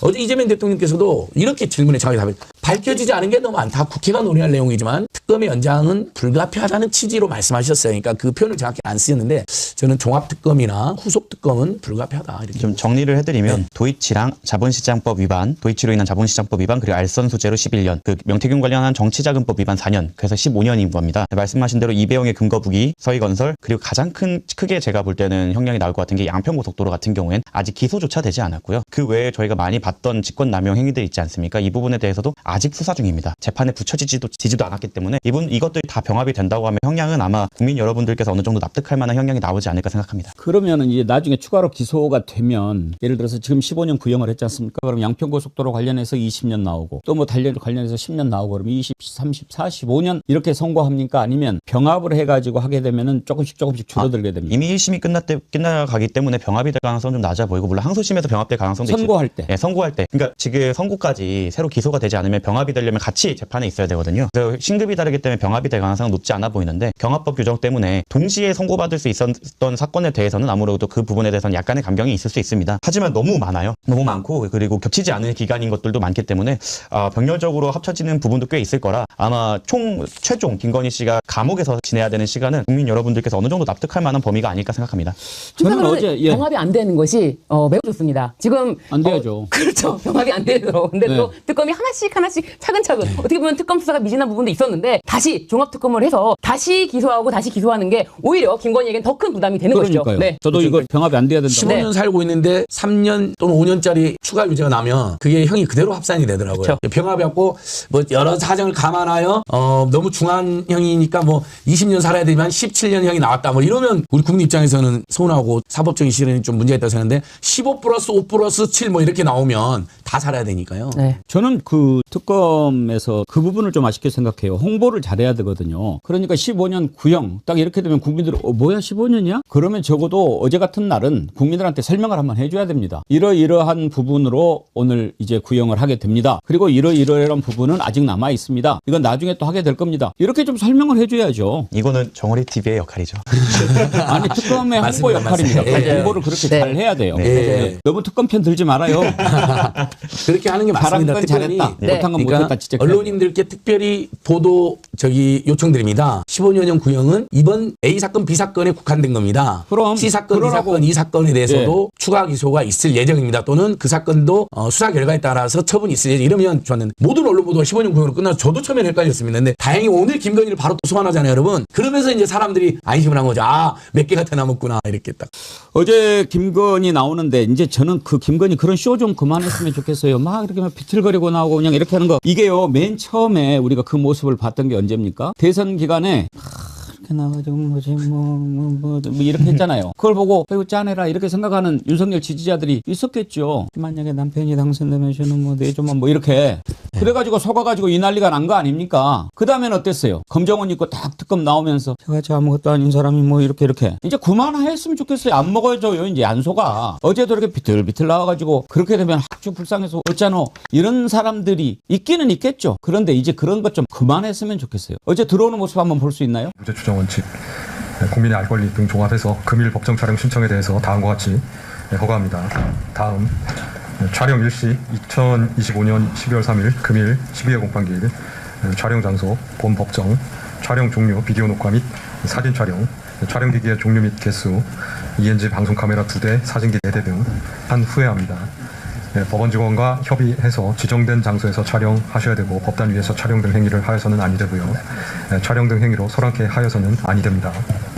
왜 휠체어를 타고 오지 그랬을까요? 근데 신유진 변호사님 저 마스크 거꾸로 쓴 거 아니에요? 맞습니다. 저거를 기자들이 보니까 뭐가 이상하다 보니까 마스크를 확대해 보니까 마스크가 거꾸로 쓴 걸 확인할 수가 있는데요. 글쎄요. 이제 본인도 본인 재판에 뭐 걱정이 됐는지 그걸 제대로 쓸 정신까지는 없었던 것 같은데 말씀하시는 것처럼 쇼는 확실하게 했던 것 같습니다. 왜냐하면 본인이 저렇게 비틀비틀 들어오면서 심지어 변호인들이 건강 이상을 호소하면서 좀 돌려보내는 게 어떻겠냐 이런 얘기까지 했다는 거 아닙니까? 그럼에도 불구하고 재판장이 돌려보내는 건 안 된다라고 해서 돌려보내는 건 안 되지만 다시 뭐 기댈 수 있는 장치를 가지고 왔다. 애청자 소리님은 마스크 콧등에 자국 남을까 봐 거꾸로 쓴 거죠? 그러는데 제가 이거 이제 법조인이 아닌 저의 해석이 상당히 맞을 거라고 생각합니다. 저번에도 한번 아무것도 아닌 척하면서 비틀거리는 척하면서 차 타자마자 바로 다리 꼬고 또 나오기 전에도 사진 잠깐 나는 다리 꼬고 탁 있었잖아요. 아픈 척 해야 되는데 좀 더 심각한 척 하려면 얼른 마스크를 써야지 했는데 마스크 쓰면 사람이 더 아파 보이잖아. 근데 급하게 쓰다가 꼴꼴을 써버린 거죠. 아픈 척 해야 된대. 쓰러진 척 해야 된대. 그래서 거꾸로 썼습니다. 마스크 거꾸로 쓰기 쉽지 않습니다. 저것은 급하게 썼을 때 벌어진. 제가 코로나 때 갑자기 어디 마스크 걸릴 뻔할 때 얼른 했는데 거꾸로 쓰는 몇 번 있어서 압니다. 제가 저 재판을 참관을 하고 왔었지 않습니까? 예. 네, 그 신뢰관계인 동서로 갔었는데 들어올 때만 보통 촬영되고 그 다음에는 잘 촬영이 안 되는 경우가 많지 않습니까? 그래서 들어올 때는 비틀비틀 들어오긴 해요. 그런데 들어와서 자기한테 불리한 거 있으면은 눈에 힘을 주고 부라리면서 변호인들은 다 같이 있는 걸 보면 건강 이상은 없는 것 같고 그냥 연기에 불과하다는 게 너무 많은 기자들과 저에 의해서도 밝혀진 바가 있기 때문에 그런 것들이 이제 재판장님에게 뭐 영향을 끼치거나 이러진 않을 것으로 보입니다. 저는 김건희 저런 모습 볼 때마다 참 가증스럽다, 악랄하다, 참 요망하다 그런 생각이 드는데요. 김건희와 관련된 사진 3장은 영원히 역사 속에 남을 거라고 생각합니다. 마포대교 가가지고 이렇게 지시하는 장면, 경복궁 근정전에서 다리 쫙 딱 그리고 민소매 입고 이렇게 했던 거. 선글라스. 의자에 앉은 사진도 있으면 참 좋았을 텐데. 그리고 이제 디올백 받으면서 최재형 목사 앞에서 고칙칙 푸는 거. 이 세 가지 모습은 김건희가 어떤 자였는가를 보여주는 대표적인 사진으로 기억이 될 겁니다. 언제 한번 그 세 장을 준비해서 여러분께 보여드리도록 하죠. 이제 정리를 하면 김건희에게 내려진 징역 15년 구형은 김건희에 대한 모든 것이 담겨 있는 것은 아니다. 그리고 앞으로 더 조사하고 더 기소해서 구형이 더해지면 훨씬 더 긴 세월 될 것이다. 이것 여러분께 말씀을 드립니다. 저는 일단 도이치모터스 주가 조작과 관련해서 15년 구형 내리는 거 보면서 뭐가 생각이 났느냐. 그래, 일단 이것만이라도 어디냐. 검찰이 어떻게 했습니까? 저는요, 조상원 이자를 결코 용서할 수가 없습니다. 결코 잊을 수가 없습니다. 뭐라고 나중에 역사 앞에 뭐라고 이야기할지 모르겠어요. 이런 자들은 되게 그러죠. 내가 한 거 아니에요. 그냥 발표문 읽은 거예요. 이 자들이 했습니다. 뭐라고 했습니까? 여러 가지를 다 조사해봤는데 김건희 관련성 찾을 수가 없었습니다. 그래서 무혐의 결정했습니다. 이 말을 국민 앞에서 뻔뻔하게 했어요. 들어봅시다. 시세 조정 범행을 인식 또는 예견하면서 계좌 관리를 위탁하거나 직접 주식 거래를 하였다고 보기 어려워 금일 피의자에 대해 혐의 없음 결정을 하였습니다. 저 조상원 우리가 반드시 기억해야 됩니다. 지금 뭐 하고 있습니까? 제가 확인해보진 않았지만 아마 지금쯤 퇴직을 하지 않았을까. 변호사하고 있습니까? 아마 그럴 것으로 보입니다. 제가 바로 확인해보겠습니다. 그런 자가 변호사하고 있으면 됩니까? 이게 심정적으로는 저런 부분에 대해서 이제 문제를 삼아야겠지만 당장은 변호사를 그만두게 할 방법은 없고요. 아마 2차 특검이나 종합특검을 통해서 저 무마시켜준 것에 대해서 처벌할 수 있게 되는 길이 열린다면 아마 국민들께서 원하시는 결과가 또 나오지 않을까 생각합니다. 지금 저자들에 대해서 일단은 특검이 지금 강제 수사를 벌이고 있죠. 대검찰청, 서울중앙지검 4차장실, 이자가 4차장이었죠. 조상원. 그리고 반부패 2부장실 압수수색했는데 이 자들이 뭐 때문에 무혐의 결정을 했는가 이것 들여다보는 거 아니겠어요? 신유진 변호사님? 그렇습니다. 박성재가 텔레그램을 김건희, 김안방으로부터 받은 게 있지 않습니까? 내 수사 어떻게 되냐. 그리고 이원석 검찰총장이 꾸린다는 그런 전담팀 그거 어떻게 되는 거냐는 구체적으로 질문을 하고 그리고 그 전담팀에 대한 인적 구성이라든지 이런 것도 깊숙이 관여하면서 왜 내 수사 이렇게 하고 김명수 대법원장 사건까지 꼼꼼히 챙기고 지금 여사들 김혜경 여사라든지 김정수 여사에 대한 수사까지 챙기면서 박성재 법무부 장관을 압박하면서 박성재 법무부 장관이 직접 인사를 단행하지 않았습니까? 그 인사를 통해서 꾸려진 수사팀 그 수사팀에서 지금 발표한 내용이기 때문에 이 박성재 법무부 장관이 어디까지 개입되어 있는지 이건 철저하게 수사 대상입니다. 절대 용서하면 안 되는 게요. 지금 방금 전에 우리가 브리핑 뻔뻔하게 했던 저자가 누군지 아십니까? 조상원 서울중앙지검 4차장인데요. 여러분들 대검의 반부패부장 하면은 엄청나게 높은 자리 같죠? 이제는 많은 분들이 아시는데 우리도 기자 생활 처음 시작할 때 좀 헷갈린 게 하나 있었어요. 검찰은 직제가 달라요. 그러니까 평검사가 있고요. 그다음에 부장검사가 돼요. 대개 일반 회사는 과장, 차장, 부장, 이사, 상무, 전무 이렇게 올라가잖아요. 근데 검찰은 이 자식들이 원래부터 좀 이상한가? 부장검사, 그다음에 차장검사, 검사장 되더라고요. 옛날에 법무부의 과장, 그것도 가장 센 과장이 뭐죠? 법무일과장. 법무일과장. 검찰과장. 예. 검찰국장이 있고 검찰과장이 있습니다. 거의 검사장급이 가는 그 과장이 있어요. 그분을 만났는데 이제 잘 된 거죠. 그 차장검사하고 이제 그쪽으로 갔는데 자기 딸이 그러더래요. 아빠는 왜 갈수록 계급이 낮아져? 지난번에 부장이었는데 차장하더니 이제 과장이 됐네. 네, 조상원 전 차장은 올 7월 달에 사의를 표해서 지금은 개업을 하여 변호사로 활동하고 있네요. 이제 조사를 해가지고 이 부분에 대해서 해야죠. 무슨 말씀을 드리려고 하냐면 이자가 중앙지검 4차장인데 바로 김건희 도이치 수사를 담당한 게 반부패 2부장이에요. 반부패 2부장의 직속 상관이에요. 책임이 없겠습니까? 그러니까 바로 반부패 2부가 도이치 수사를 4년 넘게 해왔는데 바로 딱 이 수사 라인을 타겟으로 잡은 거죠. 그렇습니다. 이게 얼마나 사악하냐면요. 이원석이가 그래도 정말 아무것도 안 하고 윤석열 한동안 앞잡이 노릇을 하다가 도저히 안 됐으니까 특별수사팀을 지시를 내렸죠. 그때부터 이제 김건희랑 윤석열 난리가 나서 박성재를 그냥 배후 조종하고 이럴 때입니다. 전국의 검사들 안 일어나고 뭐 하세요, 여러분? 내가 다시 한번 축구하고요. 그러니까 갑자기 박성재랑 윤석열이 이원석이를 완전히 이원석이를 차마 자르지 못하고 이원석의 수족들, 주요 간부들, 특히 중앙지검에 다 날려버립니다. 그러면서 당시에 1차장으로 박승환이라는 애가 사람이 오고 4차장 지금 이 조상훈 연검이다. 즉 사실은 양심 있는 검사라면 그 인사를 거부했어야죠. 이윤석이는 그래도 한 7조 침묵으로 저항이라도 했잖아요. 정말 말도 안 되는 침묵장인데.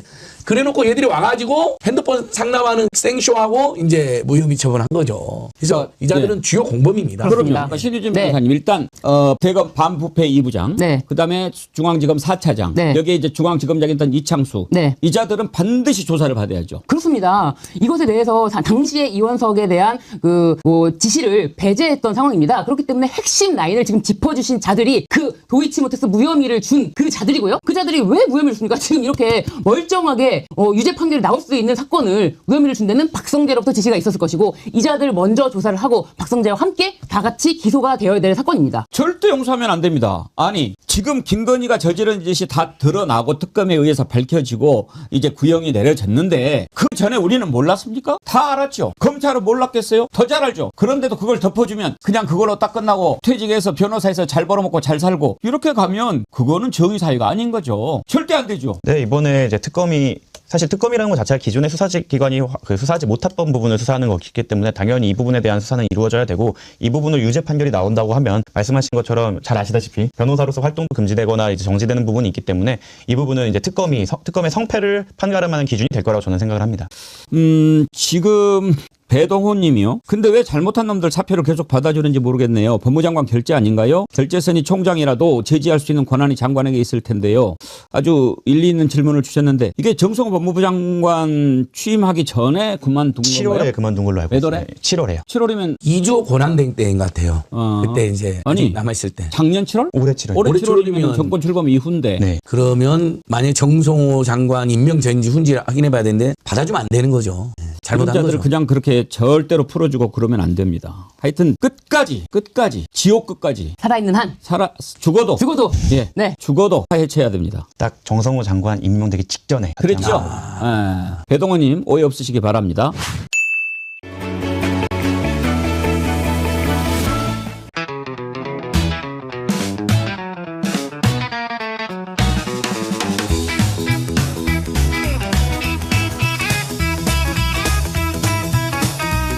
말씀 맞는 것 같고요. 이제 김용현이란 국방부 장관이 있었지 않습니까? 있었는데 이게 이제 본인들 판단을 잘못한 것 같긴 합니다. 진입 쿠데타를 성공할 수 있다고 믿었으니까 한 거 아니겠어요? 그렇죠. 실제 보면 매우 허술을 했다는 게 있고 준비 정도도 허술을 했고 그 뒤로 국민들이 어떻게 대응할지에 대한 판단도 잘못한 거죠. 그래서 뭐 윤석열 자신은 본인도 군 경험도 없고 맨날 막 술 먹고 욱했던지 모르겠습니다. 적어도 김용현과 그 사령관들은 뭐 아주 직업적 군인들인데도 불구하고 그들이 준비를 허술하게 한 거는 사실 같아요. 그런 차원에서 왜 12월 3일이었냐에 대해서도 그렇지. 많은 분들이 아직 좀 의아하게 생각하고 그 부분은 아직 내란 특검이 못 밝혀낸 것 같은데 조국 대표님은 왜 그 윤석열 씨가 그날 그렇게 계엄 선포했다라고 제가 일부 언론 보도에서 봤는데 윤석열이 그 날짜는 봤다고 고집을 했다고 하더라고요. 여러 뭐 의견을 얘기했는데 제가 계엄을 했다면 12월 3일쯤에 안 했을 것 같아요. 그렇죠. 본회의가 열려 있는 주중이니까. 그렇죠. 주말에 12월 4일에 본회의가 예정돼 있어. 그렇죠. 본회의가 있는 국회의원들이 활동을 하는 기간이 아니라 가장 지방도 가고 또 쉬고 하는 토요일 밤이나 일요일 밤에 했을 것 같은데 저는 그 점에서 그 윤석열 대통령이 검사 시절 뭐 유명한 얘기가 있는데 이 사람이 압수수색 날짜 받을 때 꼭 어디 가서 날짜를 받아왔다는 얘기가 많습니다. 그러니까 압수수색을 수사팀에서 예를 들어서 뭐 12월 1일 날 해야겠습니다. 그러면 안 돼. 잠깐 기다려 하고 난 뒤에 갑자기 와서 12월 3일이야 이렇게 알려준 겁니다. 유명한 에피소드가 있는데 날 받았을 거다. 저는 검사 시절 했던 거를 그대로 했을 거라고 봅니다. 태기를. 일각에서 12월 3일이 그래서 윤석열 씨 집권 1000일이다. 뭐 이런 그런 이야기가 얘기도 있더라고요. 있죠. 집권 1000일 정확한지 맞이. 모르겠는데. 아니요, 실제로 1000일이 맞고 집권 1000일을 맞이해서 이날을 고집했다라는 야. 설도 있긴 한데 뭐 그것도 나중에 이제 나올 것 같다라는 뭐 생각이 집권 1000일보다는 그 태길이다? 조선시대로 보면 그 태길관이 있었다 생각해요. 별자리도 보고 천지 음양의 조화도 보고 나중에 보니 달도 한번 본 것 같아요. 그렇게 따지면 사실 무속이 뭐 윤석열 씨도 굉장히 심취했긴 했지만 더 심취해 보이는 사람이 김건희 씨잖아요. 그렇죠. 그러니까 이 계엄을 몰랐다라고 하는 주장이 과연 어떻게 보시는지. 저는 믿고 싶지 않고요. 그 계엄이 실패하고 난 뒤에 윤석열이 첫 번째 했던 말이 김건희는 알지 못했다는 말을 했는데 그는 무의식적으로 나온 말은 아니라고 생각합니다. 또 그때 그날 12월 3일에 김건희 씨가 압구정동 성형외과 갔다는 보도가 나왔지 않습니까? 그렇죠. 그 보도를 누가 줍니까? 그쵸, 병원에서 어떻게 알게요? 줍니까? 병원에서 줄 리는 없어요. 그렇죠. 그러면 본인이 흘렸을 가능성이 많은데 왜 김건희 씨가 그날 성형외과 갔다는 얘기를 왜 흘렸을까? 저는 이제 윤의 발언과 김건희 씨의 성형외과 그 기사가 동시에 나온 거는 바로 부위와는 관계가 없다라는 얘기를 부부가 정리한 것 같습니다. 근데 지금 나온 그 특검의 수사 내용을 종합해 보면 결국엔 김건희의 사법 리스크를 막기 위해서 비상계엄 한 거 아니냐. 물론 이제 그 박은정 원님 같은 경우에는 검찰 시절부터 윤석열의 롤모델은 전두환이었다. 그리고 5년 가지고는 부족하다. 이 절대 권력을 계속 유지하려면 계엄을 해야 되겠다. 그래서 아마 대통령이 되는 순간부터 계엄을 계획했을 거다. 이제 이렇게 보는데 대표님은 둘 다가 있다고 보고요. 윤석열 이 사람이 전두환에 대해서 그 광주 빼고는 정치 잘했다 이런 맞아요. 말들을 막 했었죠. 했고 또 제왕적 검찰총장을 하다 보니까 대통령 되고 난 뒤도 그런 권력을 못 했겠죠. 총장 되고 나면 지시하면 무조건 되는 건데 그쵸. 대통령 돼서 자기는 더 큰 권한을 그 과거처럼 행사할 줄 알았는데 정말로 야당들이 계속 자기한테 덤비고 뭐 자기 말도 안 듣고 하니까 자기는 이해가 안 되는 거죠. 검찰총장이란 작은 권력을 가졌을 때 아무 문제가 없었는데 큰 권력을 가졌는데 뭐 야당 사람 언론에서 계속 발목 잡고 괴롭힌다고 생각했을 거예요. 자기 생각에는. 그래서 이것들 봐라 생각했겠죠. 그게 하나 있고 근데 본격적으로 계엄을 논의한 시점을 생각하면 저는 명태균 게이트, 도이치모터스 특검 요 시기가라고 봅니다. 그때 그 김건희 씨가 대통령실 사저에서 가만히 있지 않았을 거라 생각합니다. 그 김건희 씨인데요. 그러니까 김건희 씨랑 도대체 무슨 관계냐. 그러니까 저도 취재해 보면 국민의힘 당시에 후보 수행을 했던 관계자들이 평범한 부부 사이라고 생각하시면 안 돼요. 매우 특수한 부부 사이예요. 그리고 사실상 여사님의 그 절대적 영향력이 있다. 그래서 뭐 되게 집에서 부인이 입김이 세고 그렇지 않습니까? 그랬더니 그런 차원이 아니다. 절대적 관계다 이런 얘기를 하는데 혹시 그의 그 사생활이라서 잘은 모르겠으나 굉장히 특이하지 않습니까? 김건희와 윤석열. 검사 시절부터 여러 그 부부에 대한 풍문들이 있는데요. 제가 말씀드릴 수는 없고 저는 이랬다고 생각합니다. 추측합니다. 뭐냐면 윤석열은 이렇게 머리 구조가 사고 구조가 만들어졌다고 봅니다. 뭐냐면 결과적으로 김건희가 예언하는 대로 자신의 진로가 형성되고 지위가 올라갔다라는 여러 반복된 경험을 했을 것 같아요. 김건희 시킨 대로 했더니 뭐도 되고 총장도 되고 대통령 됐다. 그 다음에 조언도 다 따르는 그 김건희의 조언을 따르면 다 성공한다, 출세한다라는 것을 김건희 씨가 계속 반복 주입했을 것이다. 그래서 그 명태균이 얘기했던 거 있지 않습니까? 술 취한 무사 어깨 위에 안전뱅이 주술사가 앉아 있다. 뭐 정확히 그게 묘사한 거라고 봅니다. 저도 좀 첨언을 하면은 기본적으로 그 윤석열은 김건희의 조종을 받고 있었다고 보여지고 숱한 정적들을 제거할 때도 김건희의 의사가 굉장히 반영된 것으로 보이는데 우리 조국 대표께서 법무장관을 할 때 윤석열이 기본적으로 조국 대표를 생각하는 과정에서 김건희가 어떤 영향을 끼쳤는지는 이명수 기자 7시간 녹취록이 잘 나와 있지 않습니까? 정적으로 여겼기 때문에 제거를 한 것으로 보이는 것이고 기호 이준석이 제거되는 과정도 보면 사후적이지만은 로저 BBA라는 명품 가방을 누가 줍니까? 이준석에 이어서 대표가 된 김기현의 부인이 주지 않습니까? 정적을 제거할 때 김건희의 의견이 작동한 것을 보일 수가 있는 것이고 마지막으로 그렇게 좋아했던 사랑했던 한동훈도 제거를 합니다. 왜? 한동훈도 김건희 특검을 해야 된다고 봤기 때문에 빨갱이로 몰아가면 정적 제거를 하지 않습니까? 이런 일련의 과정이라는 것이 김건희의 영향 아래서 윤석열은 모든 것을 결정했다고 보여지는 것이고 내란 역시도 크게 다르지 않다고 봅니다. 자, 그러면 이 내란의 기획자는 종국의 김건희였다. 이렇게 흘러갈까요? 저는 일종의 그 체포자 명단을 보더라도 좀 안 맞잖아요. 되게 이상하잖아요. 그러니까 뭐 이를테면 내각이면 내각, 국회의원이면 국회의원 이게 딱 종류가 명확해야 되는데 그게 아니라 뭐 느닷없는 사람들이 한 명씩 있잖아요. 뭐 이를테면은 그 양정철 원장이라든가. 그래서 누군가의 사감이 들어간 체포 명단이다. 이렇게도 보이는데 대표님 어떻게 보십니까? 저도 그렇다고 보고요. 우리 구 기자님 말씀하신 것과도 연결이 되는데 김건희 씨가 그 서울의 소리 이명수 기자하고 인터뷰한거나 또는 뉴스타파 당시에는 이제 JTBC 봉지욱 기자하고 인터뷰한 것 등등을 다 종합해보고 윤석열의 진로를 결정하는데 김건희 씨가 아주 강한 영향을 미쳤고 김건희 씨가 아까 말씀하신 정적 또는 경쟁자라고 생각하는 사람들은 결국 다 제거가 됐어요. 그렇습니다. 결과적으로 다 제거됐다. 그러네요. 그래서 진짜. 그 두 분이 봉지욱, 이명수 기자가 증언하거나 녹취록을 보게 되면 김건희 씨가 저를 너무너무 미워하더라고요. 그것도 항상 신경 쓰고. 아니 그리고 점도 봤다는 거잖아요. 대표가 어떻게 될지. 대통령 될 거 아니야. 그래서 보통 이제 우리 뭐 많은 사람들이 점도 볼 수도 있고 사주팔자 볼 수 있다고 생각합니다. 우리 뭐 습관이나 풍습 중에 하나인데 보통 볼 때 자기의 애가 어떤지, 자기의 부인이 어떤지, 남편이 어떤지를 물어보지. 그 관계없는 제3자를 왜 물어봅니까? 생시도 모르는데요. 보니까 예를 들면 그러니까. 김건희, 윤석열이 왜 저 사주를 물어보냐? 저 사주를. 무슨 관계이길래? 그것도 총장이 되기 전이죠. 그렇습니다. 검찰총장이 되기 전에 두 부부가 왜 저 사주와 저 미래에 대해서 관심이 있냐. 이거는 맨 처음에 제가 기가 막히게 웃었어요. 웃었고 뭐 물론 과거 이제 이 사람이 윤석열이 서울중검지검장 되기 전에 서초동에서는 유명한 얘기가 그 최운순 장모가 여러 군데 보러 다니면서 우리 딸이 중전 사주냐. 우리 딸이 중전 사주냐. 물어본다는 말이 소문처럼 돌고 우스갯소리였어요. 저도 얘기 소문을 듣고 아이고 뭐 설마 어자에 앉은 이유가 주책이다. 근데 우리 딸이 중전 사주냐를 물어본다는 말을 이제 풍문이 많았어요. 그리고 다들 이제 그 당시는 까십으로 생각하고 말았는데 지금 생각해 보니까 그 까십이 아닌 것 같다는 거예요. 그렇네요. 아닌 거죠. 통일 대통령을 하겠다고 그렇죠. 했고 뿐만 아니라 이후에 어자에 앉았고 이런 여러 가지 상황들을 봤을 때 그게 본인한테는 해프닝이 아니라 진지한 일각에 얘기할 수 있겠다. 그리고 장윤성 기자께서 그때 한번 유튜브 방송에 나왔습니다만 대통령실의 배경 병풍에 왕 행차가 아니라 왕비 행차도를 깔았지 않습니까? 배경으로. 그런 디테일. 디테일이 살아있는 매우 강하다. 그 유물을 빌려가는 이유도 아직까지 정확하게 밝히고 있지 않잖아요. 저는 김건희 씨가 굉장히 뭐 이를테면 큰 꿈을 꾸었던 것은 사실이다. 그리고 자기 맘대로 자기가 불편하다고 생각하는 필요하면 조선일보도 폐간시켜버리고 언론도 다 정리해버리고 그런데 그 수준 자체가 배현진 의원의 지적한 대로 천박한 내용이 너무 많이 들어가 있는 거죠. 근데 그녀가 꿈꾸는 대로 절대로 역사는 흘러가지 않고 현재 감옥에 있는데 문제는 지금 이 진행되는 내란이 종식될 수 있겠나라는 것에 대한 의문부호를 찍게 됩니다. 특히 이제 형법학자시기도 하시니까요. 지금 사법부 돌아가는 상황이 녹록지 않다. 특히 추경호 대표에 대한 영장이 또 기각이 됐습니다. 어떻게 싸워야 됩니까 앞으로? 사법부 돌아가는 것에 대해서 많은 국민들이 이해도 할 수 없고 분노하는 건 좀 잘 알고 있고 저부터도 가장 제가 화가 났던 경우는 지기현 부장판사가 전례 없는 계산법을 통해서 윤석열을 석방시켰을 때거든요. 단 한 번도 그런 일이 없었던 거를 갑자기 이제 그 계산법을 도입을 한 건데 본인의 머릿속으로는 이랬을 수는 있습니다. 가장 강자에게 이런 사건이 나한테 왔으니까 이때 내가 한번 인권 존중 차원에서 이런 계산을 해서 선례를 만들리라. 모든 사람이 보는 이 집중된 사건에서 새로운 계산법을 통해서 향후에 인권 보장을 위해서 이런 걸 했다고 주장할 수는 있겠으나 저는 지기현 부장판사가 그 정도 인권 감성이 있었는지 의문스럽거든요.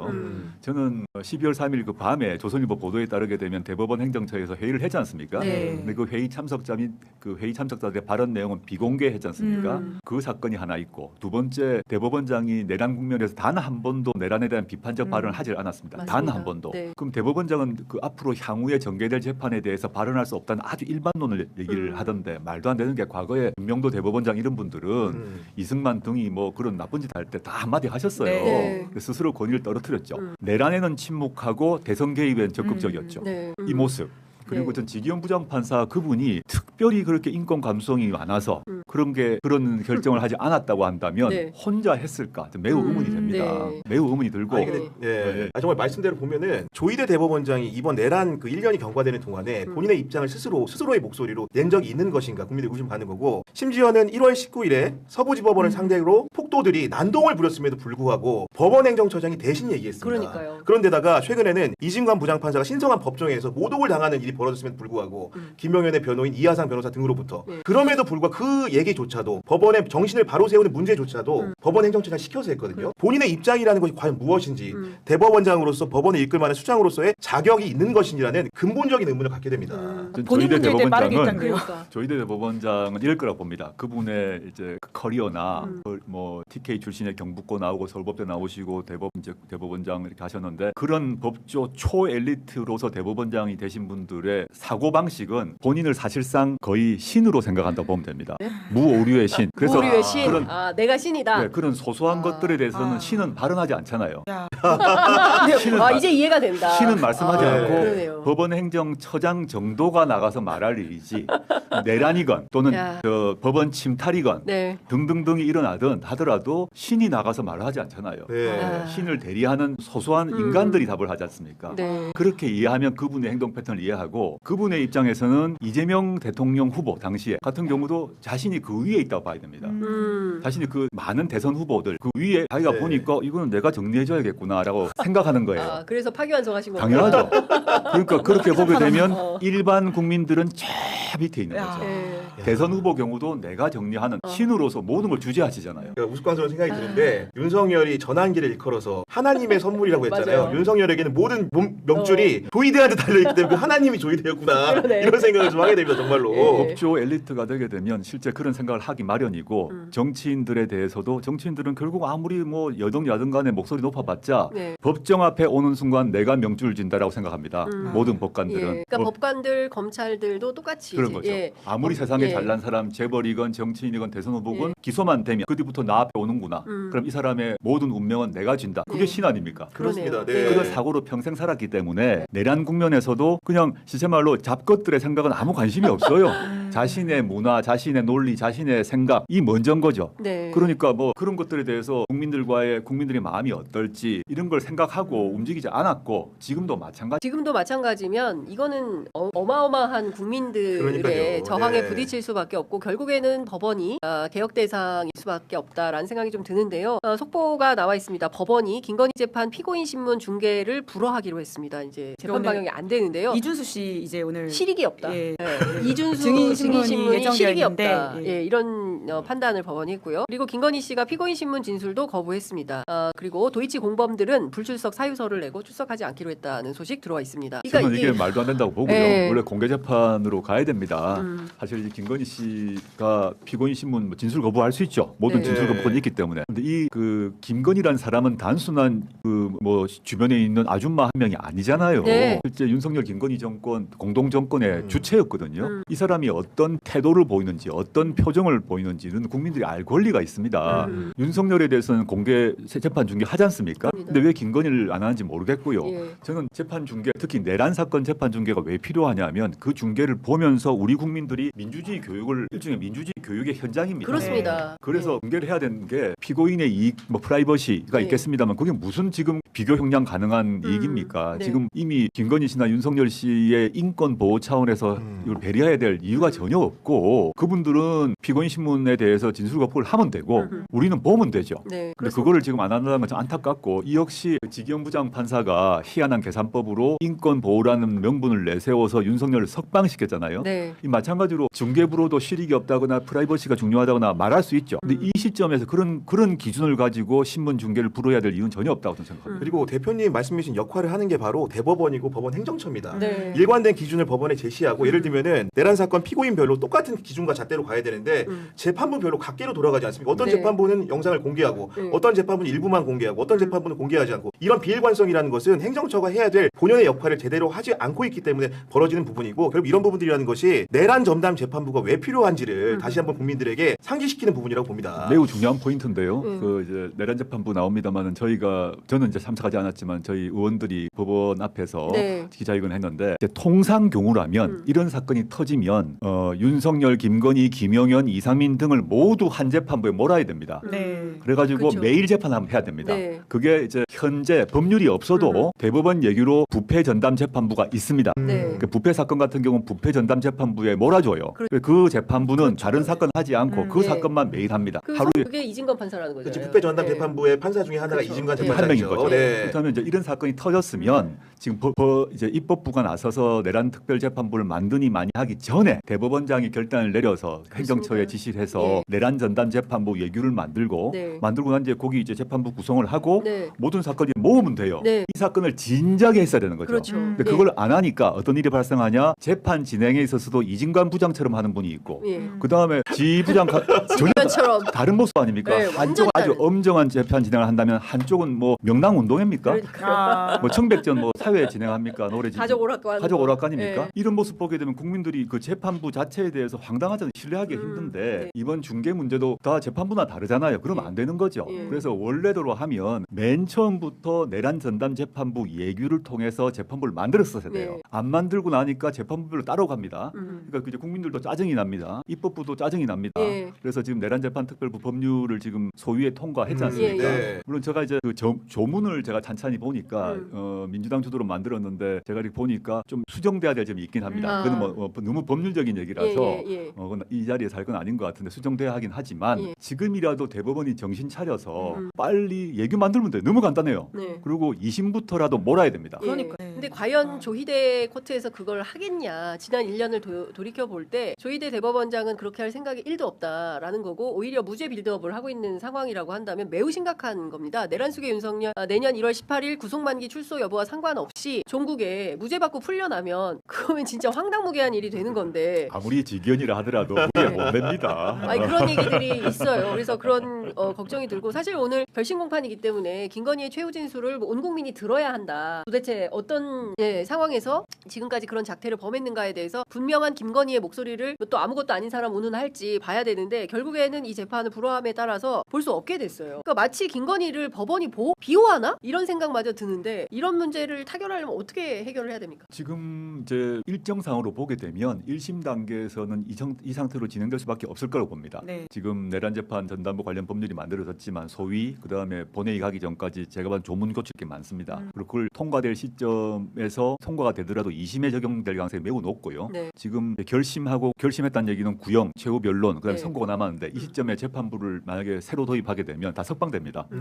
다 석방? 그러니까 이게 그리고 이제 위헌 논란이 많은데 저 내란 전담 재판부 법률에 대해서 법원 행정처가 위헌 소지가 많다고 공식 음명을 했거든요. 그러면 그 법률이 지금 바로 통과되면 그 관련 근데 지기현 부장판사가 직권으로 위헌이라고 헌재 보낼 수 있습니다. 그렇죠. 그러니까 바로 석방입니다. 그래서 이걸 제가 이제 좀 제가 법률적인 얘기를 안 하려고 하는 건데 그래서 그런 생생한 얘기 빼고 현실적으로는 2심에 적용되어 가지고 2심에 1심 모든 사건이 지금 있는 모든 사건이 2심에 설치된 내란 전담 재판부로 모여서 진행하는 것이 현실적일 것이라 저는 보고 있고요. 그러니까 1심은 이 상태로 그냥 가고 할 수밖에 없는 일정이다.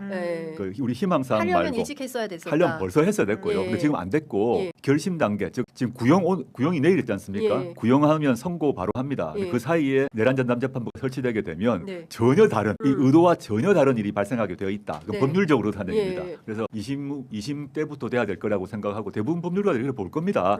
정치적인 얘기 말고 법률적으로는 2심부터 진행되는 것이 맞을 것이고 1심에서 미진했다고 하더라도 2심에서 철저하게 하면 되고요. 저는 너무 조급해하지 마시라. 2심에 설치되도록 해야 되고 그와 별도로 이제 이번에서 국민들이 깨달은 거는 과거에는 이 윤석열 김건희 공동정권 하에서 검찰의 검찰권 오남용을 모두 받지 않습니까? 윤석열 김건희 두 사람의 비리는 범죄는 다 덮고 무혐의 처리하고 수사도 안 하고 수사하고 난 뒤에 무혐의 해놓고 정적들은 그냥 난도질을 했지 않습니까? 그래서 검찰개혁에 대한 의지가 모여서 최근에 이제 정부조직법 통과됐죠. 또 수사권 이제 박탈되는 과정으로 가고 있는데 법원에 대해서는 많은 국민들이 신성한 존재라고 생각했어요. 그리고 정치인들도 법원 욕은 못했어요. 다 그건 상권분립 위반이라고 생각을 하고 다 자제한 겁니다. 모두가. 이번에 지기현 부장판사의 그 윤석열 석방 사건, 그 다음에 조희대 대법원장이 주도했던 이재명 대통령 후보 자격 박탈 시도 등을 보고 경악을 한 거죠.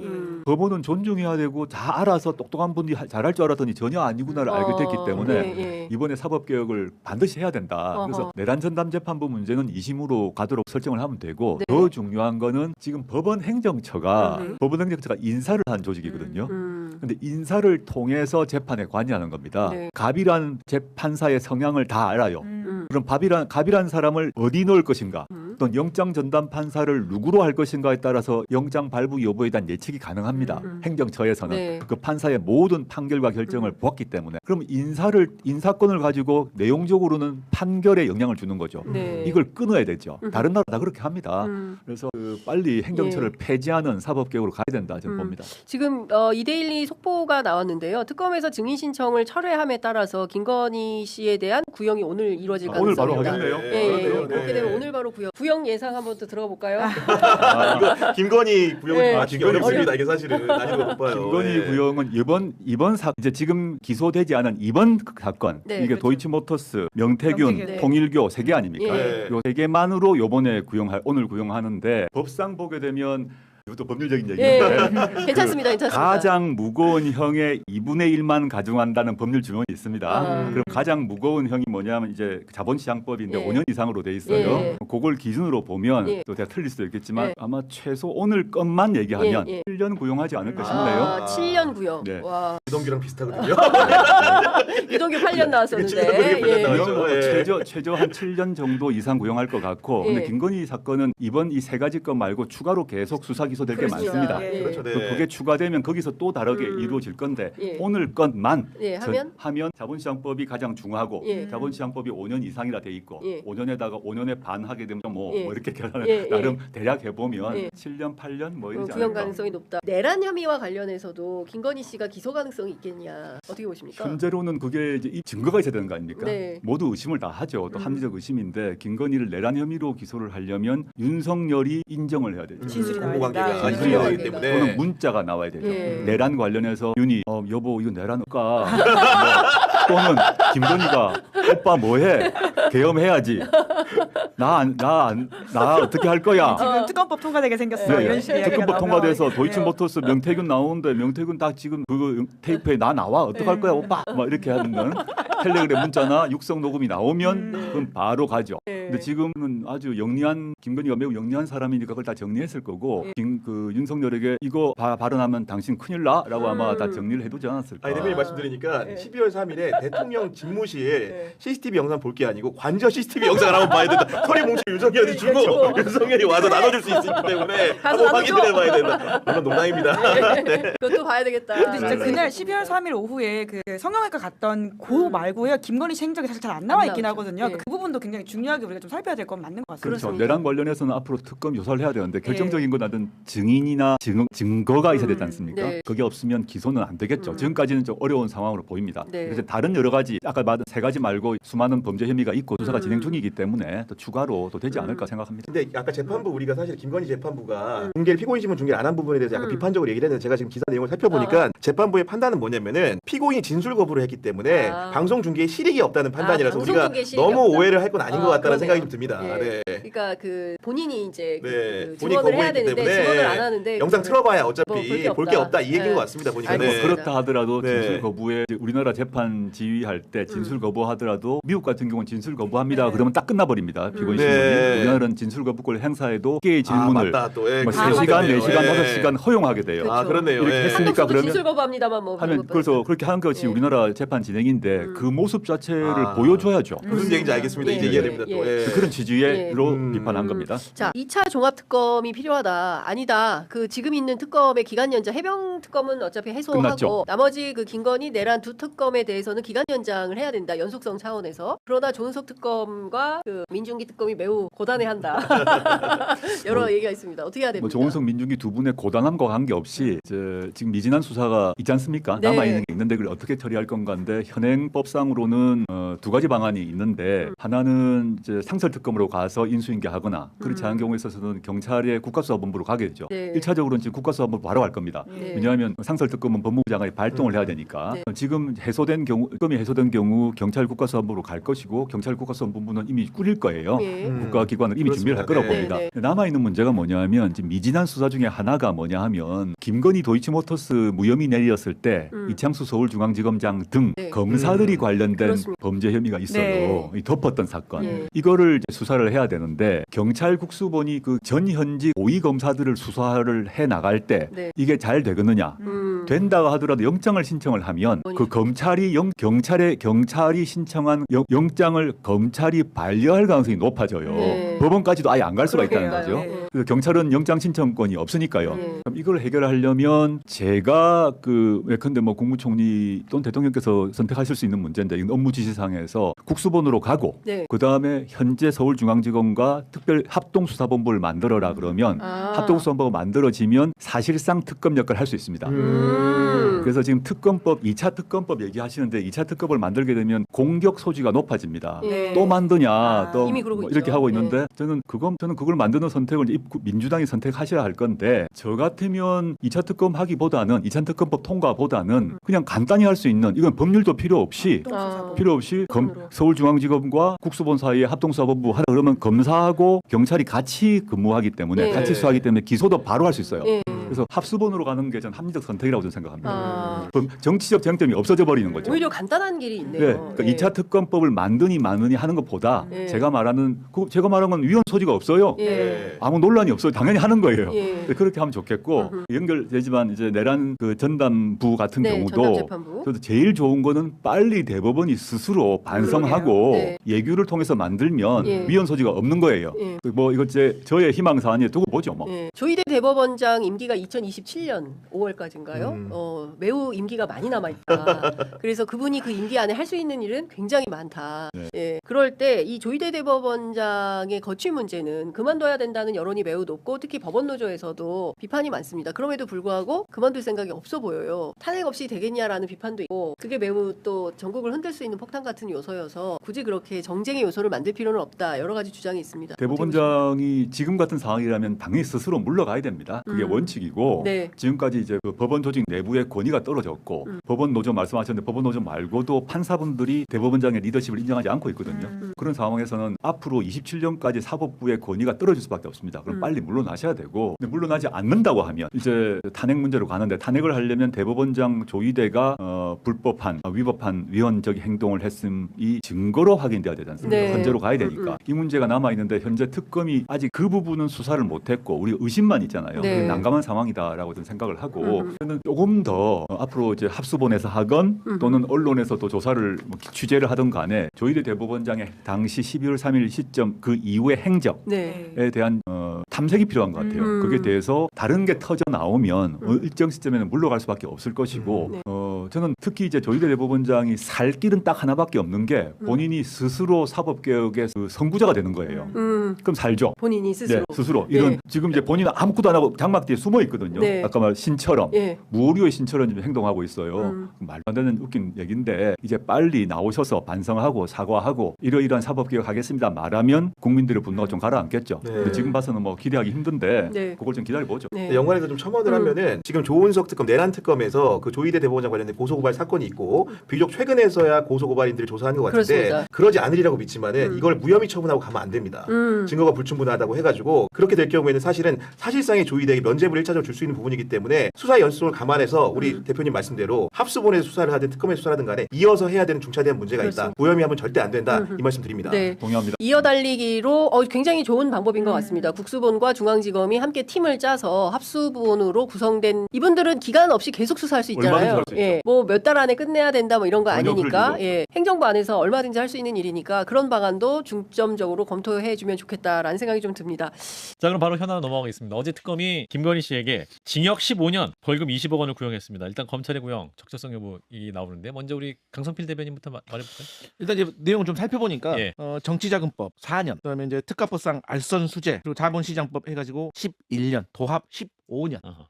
그리고 이제 뭐 추징금도 뭐 8억, 그다음에 뭐 1억 해서 뭐 9억 정도 나온 것 같습니다. 근데 이제 제 생각에는 특검이 어쨌든 지금 현재 이 세 개의 혐의, 뭐 나머지 혐의들도 좀 기다리고 있긴 하지만 어쨌든 이 세 개의 혐의에 대해서는 최대한의 구형을 했다고 좀 보고 있고, 그럼 과연 이제 이 15년의 구형에서 몇 년이 선고가 될 것이냐? 판사가. 그게 이제 초미의 관심사인데 요즘 이 그 희대 사기꾼이었던 그 전총조 씨가 많이 회자가 됩니다. 추억의 이름 전총조. 근데 전총조 씨가 이제 사기 혐의로 30억을 해먹었어요. 이분이 아마 15년 구형에 13년 선고 받았거든요. 근데 이제 여러 가지 스펙으로 봤을 때 김건희 씨가 전총조 씨보다 못할 게 하나도 없다. 그래서 그러면서 다음 이제 혐의들이 기다리고 있기 때문에 적정선이 한 약간 설득력이 있었는데 50%의 한 7년 선에서 이번에는 좀 방어하면 될 것 같다. 옆에 법률가가 굉장히 흐뭇한 눈으로 쳐다보고 있는데 뭔가 정확하죠? 자, 서 변호사님. 정말 로스쿨 가도 되겠어요. 지금 이제 그 정치자금법하고 알선수재는요 최대가 5년 이하입니다, 둘 다. 수천억 받아도 5년입니다. 그럼 법이 잘못된 거네. 이게 말도 안 되는 거죠. 명태균 여론조사 정치자금하고요. 그다음에 통일교 선물 받은 게 알선수재라는 거예요. 이게 5년 최대항인데 이게 문제고 3년 구형했잖아요. 하나 정치자금만 가지고. 그다음에 주가 조작은요. 권오수 회장이 집행유예고 김건희 여사보다 더한 전주도 벌금형 받았습니다. 그래 받았잖아요. 예. 따라서 이게 저는 구형을 한 5년 정도로 봤거든요. 예. 3배 이상이 말도 안 되는 구형이다. 아마 제가 보기에 실형 넣으면 한 2년에서 3년 저는 이게 예상합니다. 내년 1월 28일 징역 한 2년 나올 것 같다. 일단 권오수 회장의 1심 구형은 징역 8년이었습니다. 최종으로는 징역 2년에 집유 3년이 나왔지만 1심 구형은 8년이었고요. 그리고 주가 조작 수익이 5억 원 이상이면 3에서 6년, 가중되면 이제 4에서 7년, 더 가중되면 10년까지 나오는 거고, 그래서 아마 가장 높은 단계로 검찰이 구형한 거기 때문에 맞다고 보고요. 앞서 이제 전청조 씨랑 비교했는데 그러고 보면 김건희 씨가 이것밖에 안 되라는 생각도 들잖아요. 최순실 씨가 구형이 25년, 최성원이죠. 순실이라고 하면 또 거기서 뭐라고 하니까 최성원 씨가 구형이 25년이고 대법원 최종 확정 판결이 징역 18년입니다. 그런 걸 따지면은 최성원 씨가 이거 나보다 훨씬 더 아닌 거 아니야? 라고 생각하고 많은 분들이 그럴 수 있지만 이번에 나온 건 주가 조작과 3개 그리고 건진으로부터 받은, 그러니까 통일교로부터 받은 이 8천만 원 상당의 금품, 그다음에 명태균 씨 여론조사, 이것 3개입니다. 근데 이것보다 한 3배 정도는 최소한 더 있을 것 같아요. 이미 뭐 서희건설 안 들어갔죠. 반클리프 이런 거 안 들어갔고 또 그 외에도 뭐 청탁금지법 여러 가지가 다 안 돼 있거든요. 그래서 일단은 최성원 씨가 크게 억울할 리는 전 없을 거라고 봅니다. 여러 가지 혐의를 합치면 최종 선고량이 18년 이상이죠. 유희석 대변인. 뭐 구형이 뭐 많다 적다 의견이 많겠죠. 거기에는 이제 우리의 감정이 또 들어가니까요. 감정? 예, 중요한 건 이제 선고인데 일단 징역 15년이 놀랍지 않는 정도로 느끼게끔 여러 가지 혐의들이 있었고, 또 수사와 재판을 받는 과정에서 실제 받은 어떤 목걸이와 똑같은 뭐 모조품을 따로 또 마련해서 대응을 한다든지, 또 주변 사람들 수사기관 가서 진술하는 것을 또 허위로 하도록 했다든지 이런 것들이 다 보도가 됐기 때문에 중형을 면치 못할 것 같다. 앞으로 뭐 남은 단계가 많으니까 저는 그렇게 봅니다. 자, 이제 김건희 씨가 이제 어제 최우진에서 입장을 밝힌 걸 몇 가지 좀 얘기를 해보면, 억울한 점이 많지만 내 역할과 자격에 비해 내가 너무 잘못한 게 많은 것 같다. 특검이 말하는 것은 다툴 여지가 있는 것 같다. 어쨌든 나로 인해 국민들에게 큰 심려를 끼친 점은 진심으로 죄송하고 반성한다. 국민께 신뢰다라고 했는데, 자, 일단 김건희 씨의 최우진 수 여러 문장이 있어야죠. 국문과? 이번에 일단 논리적으로 안 맞죠. 예. 일단 뭐 억울한 점이 있지만 자격이 안 되는 사람이 많은 잘못을 한 것 같다. 이건 그냥 뭐 접두사로 그냥 들어가는 얘기고, 눈길을 끄는 건 어쨌든이죠. 어쨌든 나로 인해. 어쨌든 나로 인해 국민들에게 심려를 끼쳐 죄송하다. 근데 안 맞는 단어가 그 뒤에 진심이에요. 우리가 이제 비교를 해보면 딱 알 수 있지만, 보통 사과를 가지고 싸울 때 A와 A가 뭔가 좀 잘못했어요. 사과를 할 때 내가 잘못했어. B가 뭘 이렇게 많이 하잖아요. 근데 만약에 A가 어쨌든 내가 잘못했어. 뭘 잘못했는데 막 그렇죠. 그러면 어쨌든 붙으면 진심으로 사과하는 게 아니죠. 그게 사과하는 태도야? 라고 붙죠. 어쨌든은 닥치고 그냥 잘못했으니까 그만 넘어가자라는 얘기예요. 근데 뒤에 진심으로 죄송하다, 진심으로 반성한다가 나오죠. 말이 안 되는 얘기죠. 바로 1분 내의 얘기에서도 이렇게 말이 안 됩니다. 진심으로 반성한다고 하려면 어쨌든이 빠져야 되는 거죠. 국문과 일타 강사의 분석이었고요. 자, 우리 일타 강사. 저는 최우진 수의 그 핵심은 억울한 점이 많고 다툼의 여지가 많다. 이게 핵심이에요. 진짜 이게 말도 안 되는 여론조사를 갖다가 세상에 이걸 정치자금이라고 하는 게 어디 있고, 김건희 여사가 정치인도 아닌데 정치자금법 하니까 공범도 아니고 윤 대통령하고 말도 안 되는 게 저는 법리적으로 다툼의 여지가 있고요. 억울한 것도 이게 많은 거예요. 우리 역대 뭐 대통령들 중에 당선 축하금 선물 안 받은 사람이 어디 있습니까? 제가 이걸 뭐 정당화하는 건 아니지만 탈탈 털어가 선물 좀 받은 걸 가지고 이게 뭐 마치 이게 엄청난 뇌물로 알선수재인 것처럼 하는데, 과연 이게 통일교를 통해서 무슨 청탁이 뭐가 됐겠습니까? 대통령은 뭐 종교재단 해산까지 운하던데 신자들 당원 명부 다 압류했다가 나중에 2,000여 명 몇 명 없었어요. 실제. 저는 그리고 통일교가 민주당에도 후원금을 주는데 민주당 싹 빼고 국민의힘 20명한테 1억 4,400 줬다. 이렇게 했지 않습니까? 저는 이게 과연 법리적으로 알선수재, 알선의 행위가 있는지 다툼이 많다. 억울하다. 기본적으로 도이치모터스도 마찬가지고요. 이런 의미로 봅니다. 자, 강성필 대변인. 그 일본에서 그 어떤 기사에 조회수가 100만 넘게 나왔답니다. 통일교 관련? 이재명 대통령 관련해서. 이재명 대통령이 특정 종교와 관련해서 뭐 잘못했으면 해산시켜야 된다. 여기에 대해서 사실 아베 전 총리를 이 시해한 사람의 어머니가 통일교에 과다한 돈을 내가지고 그게 문제가 돼서 일이 벌어진 거잖아요. 그래서 일본에서도 지금 여기에 대해서 해산시키려고 하는데 지금 뜻대로 되진 않아요. 그래서 일본 사람들이 이런다는 거예요. 한국 대통령이 이런 것에 낫다, 부럽다. 마찬가지로 이렇게 잘못된 통일교가 지금 있기 때문에 이 김건희 씨와 관련해서 뭐 중계 뭐 별로 없다, 괜찮다는 식으로 말하면 정말 안 된다라는 말씀을 드리고 싶고, 아무것도 아닌 김건희가 도대체 왜 본인의 수사는 그런다고 쳐요. 근데 무슨 김혜경, 김정숙, 제일 어이없는 게 김명수 대법원장은 자기가 뭔데 챙기는 거예요 도대체. 그리고 결론적으로는 저는 이 김건희 씨가 했던 말 중에서 제일 화가 났던 게 신뢰. 어쨌든 신뢰했다. 국민께 신뢰했다. 국민께 신뢰했다. 이 신뢰라는 거는 제가 알기로 실례지만 지나가도 될까요? 그렇죠. 오늘 이제 시간이 돼서 끝나서 저 가야 돼요. 신뢰하겠습니다. 실례지만 먼저 일어나도 될까요? 이게 이런 정도의 지금 사과한 거거든요. 이거 예. 사과가 아니잖아요. 예. 근데 김건희 씨는 아직도 본인이 잘못한 게 없다라고 생각하고 있기 때문에 저는 중형을 면치 못하겠다. 더 화를 일으켰다 그렇게 봐요. 이 재판 과정이 이제 일반인으로서 똑같은 혐의를 받는 사람이 받는 것과는 다르잖아요. 대통령의 배우자였던 분이 재직 시절 또는 그 직전에 있었던 일들로 인해서 기소가 돼서 재판을 받는 과정이니까 일반적인 상황하고 같이 생각해서는 안 된다는 판단을 먼저 해야 한다고 생각을 합니다. 결과적으로 국민들께 대통령 배우자로서 어떻게 행동을 했느냐 거기에 대한 평가까지 고려를 하면 김건희 씨의 최후 진술은 상당히 아쉬워요. 더 절절하게 본인이 잘못했다는 것 그것을 인정하는 모습을 보였어야 하는 건데 표현 자체 뭐 단어 선택 이런 것들에 대해서도 많은 아쉬움이 있고 또 정말 진지하게 그 표현을 했느냐 이게 이제 중계는 안 되고 기자분들이 들어가서 취재를 한 거잖아요. 뭐 중간에 좀 뭐 헛웃음을 쳤다든지 이런 것들이 보도되는 게 왜 보도가 되느냐 이것까지 판단을 해야 한다 그렇게 봅니다. 예. 그리고 이제 김건희 씨 변호인 측이 이제 시대적 감정에 개입된 징벌 수준의 형량이다. 상징화된 인물에 대한 총체적 응징 심리가 과도하게 도입됐다. 저는 서정훈 변호사님한테 여쭙고 싶은 게 아까 이게 검찰의 잘못된 기소고 아니 지금 뭐 당선 축하금 받을 수도 있고 당선 축금을 역대 정부 다 받았다. 그래서 뭐 목걸이, 통일교 해준 게 뭐냐? 물론 반박할 수 있는 게 너무 많죠. 저는 이렇게 쉽게 반박할 수 있는 얘기를 서 변호사님이 하는 거 보면 일종의 티키타카를 노린 고의로 이렇게 하신 거 아닌가? 그래서 뭐 ODA도 있고 많이 있죠. 그리고 뭐 복지부 장관의 축사도 있고 많이 있는데 어쨌든 상관없이.